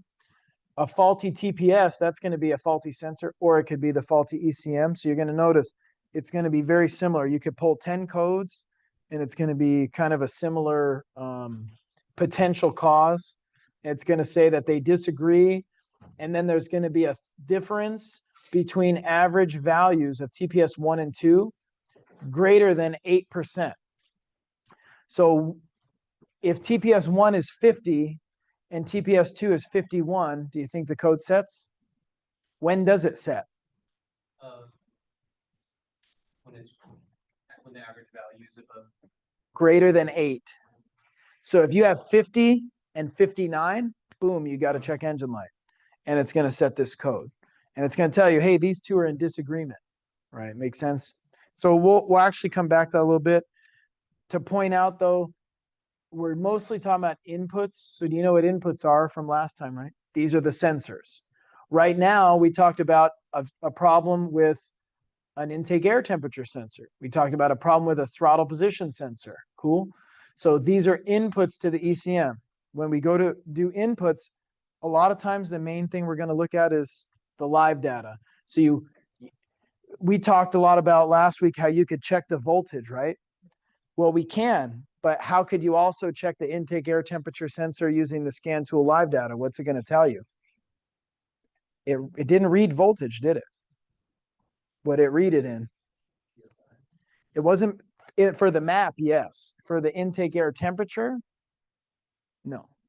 Degrees, right? So to be honest, if you got a code like that, you're probably not going to immediately grab the meter. You're probably going to go for the scan tool and look up the live data. So here's fuel rail pressure at 1,835. Well, not if it's direct injection. That could be normal, right? But we wouldn't look at fuel pressure unless we had a problem with it. But if we were trying to look at, let's say like the throttle position sensor, we could look at the throttle position. Or let's say we're trying to look at ECT. What's ECT? Do you guys know? Engine coolant temperature. So we were talking about a temperature sensor with intake air. What if it was a coolant temperature sensor that had a code and you'd be like, well, let me see what it's reading. 221. What do you think about that? That's kind of high, huh? But is it possible that the car could be running that hot? Yeah, I mean, the intake air temperature is 93. Yeah, the car could actually be that hot. How do you think you'd check to see if that sensor's accurate or not? Give me some ideas. If I see 221 there, like let's just say that we thought that the temperature sensor for this room that happens to be on the thermostat panel, if it says this room is 70, how would I know if it's accurate? Think about it. How would you know if that's accurate? Bust out a regular thermometer, right? Exactly, comparisons. So if you wanted to test that engine coolant temperature sensor, you'd actually have to take a measurement of the engine coolant temperature itself. We'll usually use like an infrared temperature gun, and we'll usually point it right where the coolant temperature sensor is, because your coolant temperature can vary a little bit depending on exactly where it's at in the engine, and be like, hey, I'm only reading 100 degrees on the coolant. That's not right. Yeah, exactly. Yeah, well, if we look on the scan tool, we can read 221 and we can quickly determine if that's good or bad, right? Last week, it was more about measuring the voltage and measuring the resistance and looking at the chart. You may have to do that, but if you simply shine the infrared temperature gun and it says 200 or 220, and this one reads 221, you're like, oh no, that's good, move on. Quick, right? That's fast. That's fast. It's effective. It's efficient. You're not checking terminals and your meter and your resistance and your quick. What if we look at the IAT, the intake air temperature? What if it says 93? And then how do you think we'd check to see if that's accurate? Same type of thing. So like there's outside, but then there's under the hood. Under the hood's usually a little warmer. But what if it was 107 outside? Do you think the intake air is actually lower at 93? You think so? How? It's under a hot hood though. I don't see how it'd be cooler under there. If it's cooler under there, just go ahead, put me under the hood when it's hot outside. I'm gonna feel better. I don't think so. I don't think so. So I'd be like, no, I don't think this is accurate. You could use that infrared temperature gun and all that. This sensor being a little bit skewed wouldn't cause a code though. If it's a code, this sensor is going to be like way off. Exactly. So out of range. Cool. So when we look at the data, right, you can look at this and you can get a lot of information. How fast the vehicle's going, the engine speed, how many grams per second the mass airflow is reading. The coolant temperature on this one's 185. The intake air temperature is 102. The ambient air outside is 75. That could be, it might be 75 outside, but under the hood, it might be 102. I just don't see it being the other way around. You know, so you can get a lot of info here. Can you guys all see how valuable live data is? How quick it is? How much nicer it is than getting the meter and measuring the resistance? Because understand, the ECM actually measures the resistance, measures the voltage, checks the frequency. The ECM does what it does. Then it computes it into a number you understand, and then it communicates it to a scan tool. So the ECM doesn't check the temperature of the coolant. What it really does is it checks the voltage of the circuit going to the coolant temperature sensor. And it really reads in voltage, and then it translates that to degrees so you can do your job. The scan tool is just a tool for you to do your job. Make sense? Scan tool doesn't necessarily do the diagnosis, but it does give you information to let you do the diagnosis with your brain, okay? And there's all sorts of, these are PIDs, right? You learned that a few weeks ago. Parameter IDs here. There could be all sorts of things, tons and tons of things. Fuel tank pressure, fuel pressure, the brake switch on or off, knock sensors, a lot of stuff, cool? But let's say that we're trying to look at something like oxygen sensor voltage. It can jump all over. So like if you were to look at one of these, oxygen sensor, I don't even think it's on here, but it would be jumping all over. It'd be like 0.2, 0.5, 0.9, 0.8, 0.7, 0.2, 0.3, 0.5. And you're like, it's crazy, right? What could we do to help us understand that a little bit better? How about we graph it? All right. This one, for example, it's blurry, I know, but this is actually graphing your throttle position sensor 1 and 2. If you wanted to check it, you could look at it like this, but it's going to be like really hard. Like if you look at throttle, you can see these voltages, and as you sweep it, those are going to change, but like, I don't know, it's kind of hard to see if that makes sense. But if you remember what we were talking about way back here, remember these throttle position sensors are supposed to agree, and if they disagree, that's when it sets the code. Wouldn't it kind of make sense to just graph the two of them and see if they agree? But this is what's unique about these. Do you know they read opposite? So they should be equal but opposite, right? Look at that. Do you notice how this looks like it's inverted? It's almost like there's a mirror right here. This sensor voltage was going down. This sensor voltage was coming up. This sensor voltage went up. This one went down. Then it slowly climbed, and then this one slowly went down, right? So these are essentially mirror images. Do you know what that tells me? They're in agreement. Make sense? So we can go in the scan tool and we can look at live data. And if you want, you can select a couple of them and you can graph them together. So like this one's a really good one to graph. This is throttle position sensor 1 at the top and throttle position sensor 2 at the bottom. And we're seeing if they're in agreement because they're supposed to be opposite. And overall, I'd say that's mostly a pass. You know, I may have to look really closely, but I'm going to say that's a pass. I don't really see any issues with that one. So when the code set, it saw something. But now that I'm testing it, I don't really see anything, right? So it's like, well, whatever it was, it's not doing it right now. So I might have to graph this. And at the same time, because this is a nice Bluetooth scan tool, I could go out and I could be graphing it and I could wiggle the wires a little bit and maybe tap the sensor and keep moving the pedal and kind of, you see what I'm saying? What if you were looking at this and you wiggled the wires and all of a sudden one of these flatlined? They disagree then, right? Yeah. Then it would set the code. And what do you think the problem is going to be? Yeah, like wherever you touch the wire, be like, uh-oh, wherever I just touched, I think it's that one. Cool. So your scan tool is going to be a workhorse because you can graph things, you can look at things, you can view things. But then ultimately at the end of the day, you know, if you are trying to diagnose a circuit, you may have to come back to this old friend we had from last time. If we're trying to come back to diagnosing it, we may actually have to say like first off, if it's getting this reading, the sensors are working, right? But if one of them goes to flatline, like I said, what is it losing? Is it losing, let's say that this one's working good, this one down here is flatline. Could it be the VTA circuit? In this case, actually, no, because look, VTA feeds this upper sensor and this lower sensor. So if it was a problem with VTA, they both would have flatlined. But if we wiggled something and they both flatline, I'd be like, oh, I think it's VTA. But you know what I'd probably have to do next? I'd probably have to put the scan tool away, unfortunately.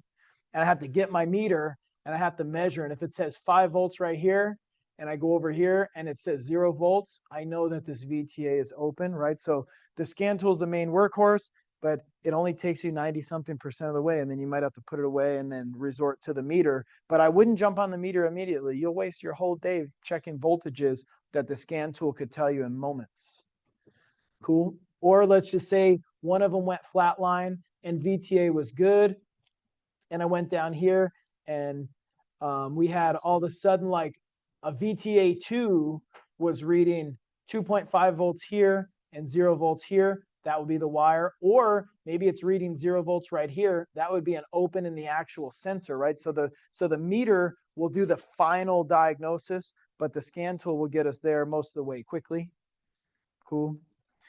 Or let's just say it was switches. Okay, you guys, we tested switches in electrical. We did a little bit so far, but if you wanted to know if this vehicle is in neutral,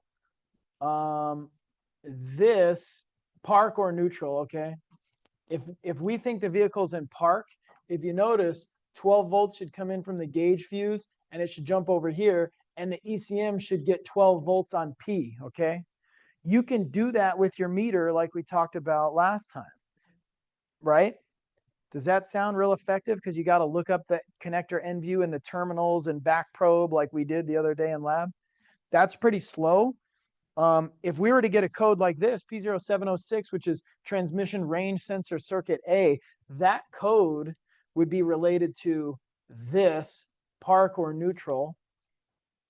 What we could do is, we could look up the wires and the sensors and be like, let's check the voltage. Let's see what voltage is here at park.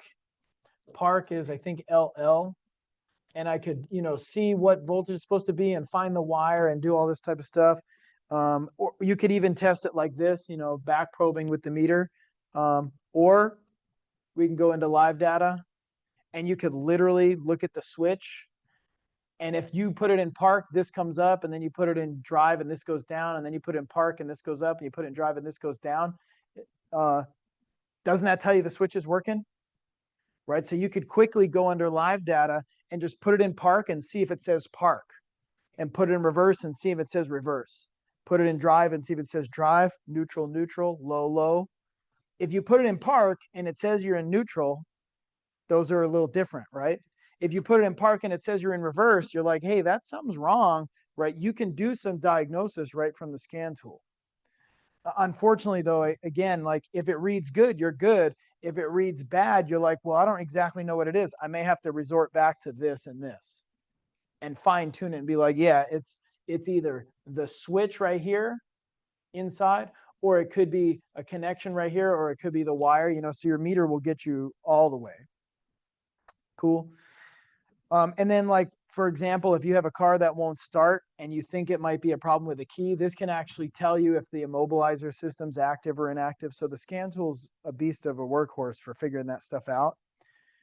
And then just reminding, when we're looking at a lot of these circuits, again, the PCM is going to use like a 5-volt reference, and it's going to have that range. Okay, so if it's within that range, it doesn't set a code. If it's out of that range, it does set a code. And that's just as a kind of a summary of what we covered last week. So when you go in with a scan tool, you're in a way checking that sensor within the range. So if it was a 0.5 volt on an engine coolant temperature sensor, that would mean more like 270 degrees. And if it was 4.5 volts, that would be like a -20. But if it's reading -40, that's a full 5.0 volts. It should never read 5.0 volts. It sets the code. You go in with the scan tool. You see it says -40. You know it's an open. Then you resort to the meter to actually find where is the open. Is the open in the ECM? Is the open in the wire? Is the open in the sensor? Cool. So that's, I told you there's you're going to have some redundancy. But a little bit of information about what that means. So like back here, we were graphing some things, right? We can graph this, or we can graph some different things. Cool, like this. I want to make sure you understand this graph right here, how that was generated is like this. Your ECM is monitoring this circuit right here and this circuit right here. And if you're at wide open throttle, one of them is going to read 4.5 volts, and the other one's going to read about 0.5 volt. Then when you go to 50% throttle, what should they both read? Should be the same. 2.5. Okay.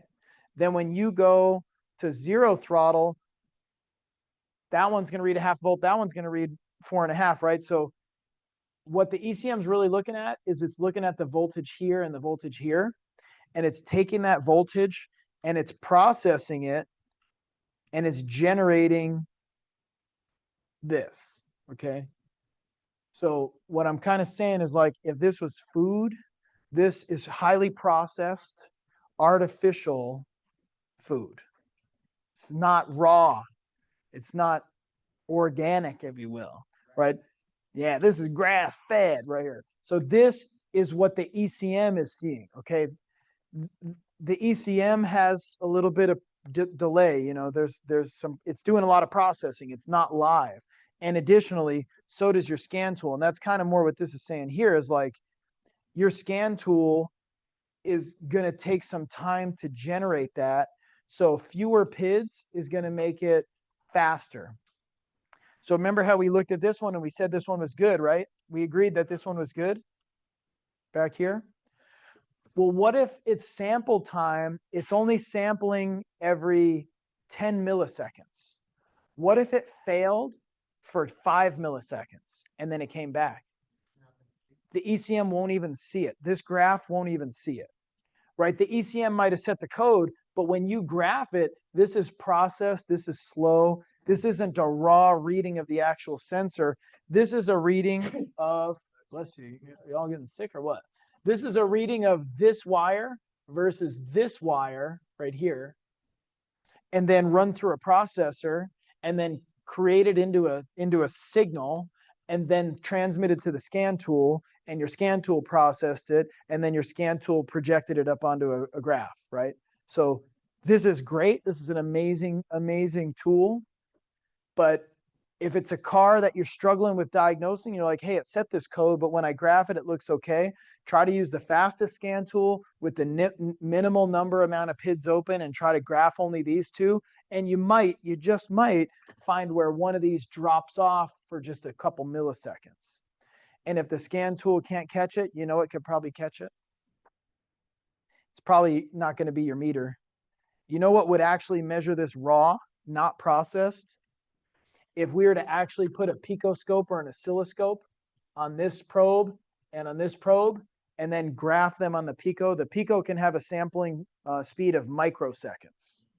So you might look on the scan tool and be like, yeah, I graphed it and it looks good. But when you hook it up to an oscilloscope, it might be like, oh, wait a minute, there's like a periodic defect, right? Because the oscilloscope is not processing stuff through the ECM. The oscilloscope is probing right there directly and recording it on the screen of the oscilloscope. That's kind of why I like the Pico, like I said last week, because if you get a new computer with 12 gigs of RAM, now your Picoscope's got 12 big gigs of RAM because it's your PC. Your PC is the processing power. Okay, makes sense? So this part always seemed to confuse some people. When you graph it like this, you think that's an oscilloscope reading. No, it isn't. All that is a graphed PID. It's just graphing what the ECM gave. Okay, if you really want it raw, you gotta go get it with the oscilloscope. Cool. That's kind of what it was saying. And then let's say, and this will be like, this one shouldn't be that hard, but we got codes that set because it's outside of the voltage parameters, right? A 0.5 volt to a 4.5 volt. And if you get 5 volts, it's like, that's an open, set the code. Cool, you got that? That's a circuit code. Circuit codes, like I said last time, I like because you can definitely diagnose it by using your meter and the scan tool, and boom, you got it. This one's a little bit different. So this right here is your front and your rear O2 sensor, right? I gave you a preview on this. But right here, we go ahead and we graph the front O2 and the rear O2. The front O2 is between 800 millivolts, 200, 800, 200, 800, 200. Okay. Your rear is like 500, 4 something, 500, 4 something. Isn't this looking kind of lazy? You know that's actually good, right? Remember that? Why is this one looking lazy in the rear?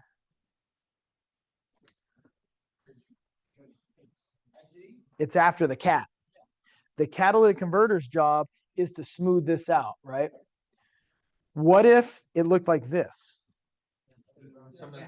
Remember that? Remember that? Okay. So that PO420 didn't set because the voltage was out of range. It set because it expected this and it got that. If it was expecting this and it got that, it's like, hey, your catalytic converter is not doing anything. Your rear O2 is basically the same as your front O2. So what could we do with the scan tool in this case? I would go ahead and graph these right here. I would get your front O2 and your rear O2 on live data. I graph them, and then I'd look at them and I'd be like, yeah, you know what? Those look pretty much identical. I don't think that cat's working. Now, if you were to see it and, you know, maybe they didn't quite look identical, or one of them looked weird because of an exhaust leak or a cracked manifold or something, or like maybe both sensors seem to be dropping. I don't know. Maybe there's some potential not catalytic converter causing the catalytic converter failure code, but most of the time the ECM's done a pretty good job at diagnosing it. But you still, like when you go to document your diagnosis, you don't want to be like, it set the code, so I replaced the part. You want to be like, yeah, I graphed it and I kind of agree. What I'm seeing looks like a bad cat. And so, yeah, let's do it. But remember how I was saying, like, this is processed and slow? You know, you could use a Pico or an oscilloscope and you could get it raw and see these are like just about the same. These are mirroring each other, right? So if you really wanted to see more, you get away from just the scan tool graphing and you go and do the actual measurement. But most of the time, the scan tool graphing is going to be pretty good. I would do it like that. The way you could also do it is like this. You could look at bank one, sensor one, and have it be like, okay, that's at 120. Sensor two is the downstream. It's going to be hard to really understand what's happening there, right? You kind of want to graph them. And so that's why, again, you can literally grab those two, highlight bank one, sensor one, highlight bank one, sensor two, press graph, and now you have this. And you can graph them. Or you could graph whatever you wanted. The scan tool can graph it. Essentially all those, okay? Kind of makes sense? That was all really about checking inputs, and we could check various types of sensors using the scan tool and get us 95% of the way there with graphing or live data or whatever, and then switch over potentially to the meter or to the oscilloscope. Pretty good? What do we have next? The ECM is the processor, right? So again, with a lot of problems, couldn't it be the ECM that's defective? Well, ECM's defective. Those are a little hard to diagnose. You could use live data and then you could use your meter, but also, sometimes it's just a programming update. So because we talked about diagnosis, it could be a defective programming like the Tickle Sorrento. We needed to program the RPM a little bit higher. They released a TSB. You download the file, you upload the file, you fix the car. Do you know what tool does that? The scan tool.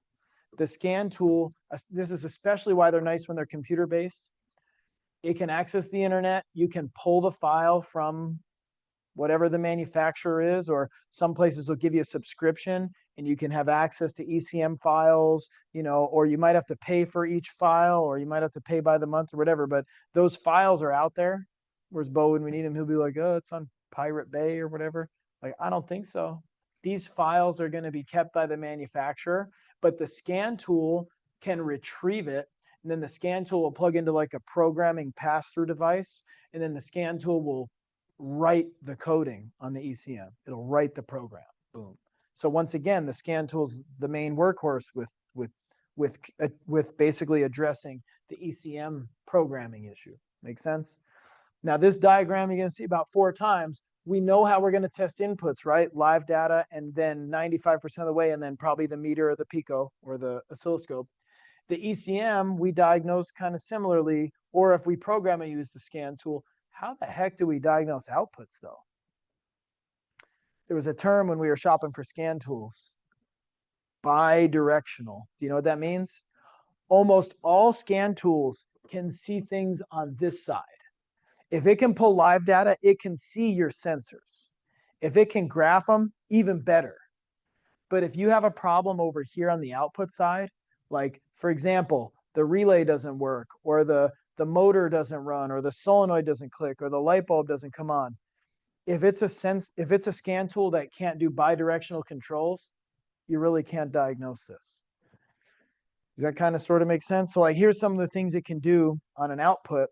It can control the fuel injectors. It can control the idle speed, the timing, ignition coil primary, VVT solenoid, fuel pump, fuel pressure or volume, charging system, field control, a whole bunch of solenoids, cooling fan speed, electronic thermostat or PCV heater, coolant bypass, cruise control, auxiliary vacuum or coolant pump, AC compressor clutch, multiple relays, air fuel ratio sensors, fuel pump. There's all sorts of stuff. So how about, for example, we go in and in the scan tool, this is where you guys got stuck a little bit a couple weeks ago.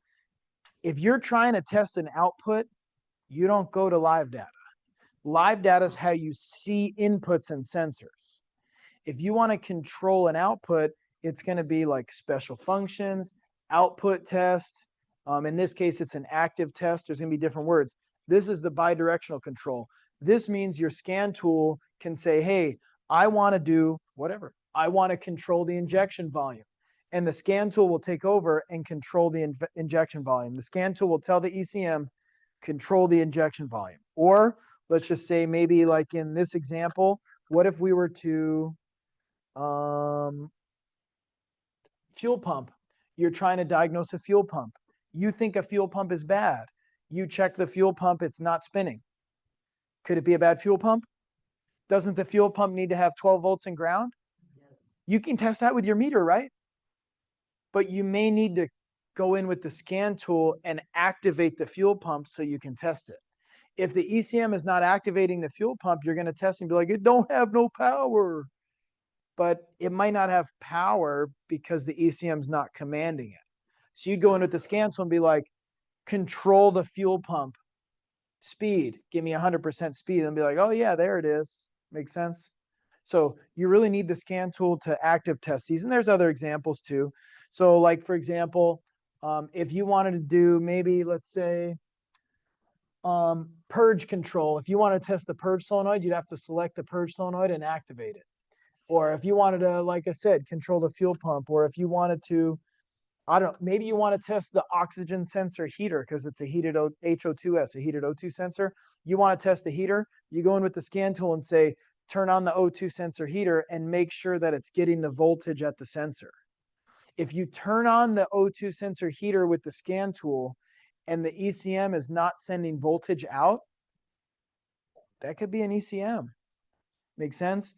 But if you don't turn it on and the ECM doesn't send voltage out, you haven't really tested anything because the ECM probably isn't trying to run the heater because it probably doesn't need to run the heater. You have to force it to run the heater when you're trying to test it. Make sense? What if you were to command, let's say it's this one. If you look at the ECM, let's say that this was not a solenoid, but the actual heater. If the ECM doesn't activate this transistor, it's not going to send 12 volts out to the heater, which is then going to get grounded. Let's say that you go on with your scan tool and you say, ECM, activate the heater. It's going to activate this transistor, which they may call a driver. And then what reading should you get right here with your meter? 12 volts. But what if you don't? And you know it's something wrong with the sensor. So If it's before this, isn't that all in here? And I mean, you might do your due diligence and make sure it has B+ at that fuse, but basically if the ECM powers up, it probably does. So that it could be a bad transistor. How do you replace the bad transistor? would you need a new? Bingo, the ECM. Yeah, correct. But if you don't have the scan tool to command that transistor to function, you really can't test it. That's kind of what I'm saying. So when we looked at scan tools, and you guys were pretty hyped about the $24 one, that's a great one for some basic stuff. But if you want to be able to test outputs, you need something that's bidirectional. If you want to be able to test outputs without two people, you need something that's wireless. And next thing you know, it's $1,500. And it doesn't come with updates. And next year, you're like, I need updates. So kind of the lesson is to like really be on the level of doing diagnosis. It takes money to make money. You're gonna have to invest money. And then that's part of the reason why. Remember how I told you in the very first day, the places like O'Reilly's, they say they do free diagnosis? I don't think so. Like there's a lot that goes into diagnosis, a lot of knowledge, a lot of training, a lot of staying up to date, a lot of time when you actually have the problem and researching and service information and subscriptions, and they ought to do it all for free. I don't think so. Oh yeah, they got the basic one, or they have the special tool that tells you what's wrong with it. Like that, you know? So hopefully that kind of makes sense. If we were to go to command it on, right, we can also look at live data. So that's a cool trick. So this is testing outputs and inputs. So if you command the fuel pump on, you could also graph the fuel pressure sensor and kind of get an idea. If you command the fuel pump on and then the pressure sensor spikes up, you're testing the pressure sensor and you're testing the fuel pump, right? So you can get kind of creative on this. And then other times you got to be aware, a lot of these tests require certain conditions. So some people ran into some things last time where you tried to turn something on and do an active test, but it was like your conditions aren't met. You know, if it's going to run the O2 sensor heater, it probably isn't going to run it for very long. It's probably not going to run it very often because you could actually burn some stuff up. They get really hot. Or if it's the, let's say that it's the fuel injector volume. If you command the fuel injector on, it's going to spray fuel. You think it's going to let you do that over and over and over and over. You're going to fill the whole cylinder with fuel, with gas, right? So when you do run these tests, just be aware. Sometimes it's going to say no, parameters are not met, or can't do this, or failed, or something. And so sometimes you got to turn it off. Sometimes you got to wait. Sometimes you got to figure it out. There can be some challenges, we'll just say loosely. Okay. And I think overall, you guys got a pretty good grasp of how the scan tool could be used for diagnosis. Good. We got some good plans. So pretty much there. Let me just kill this off here.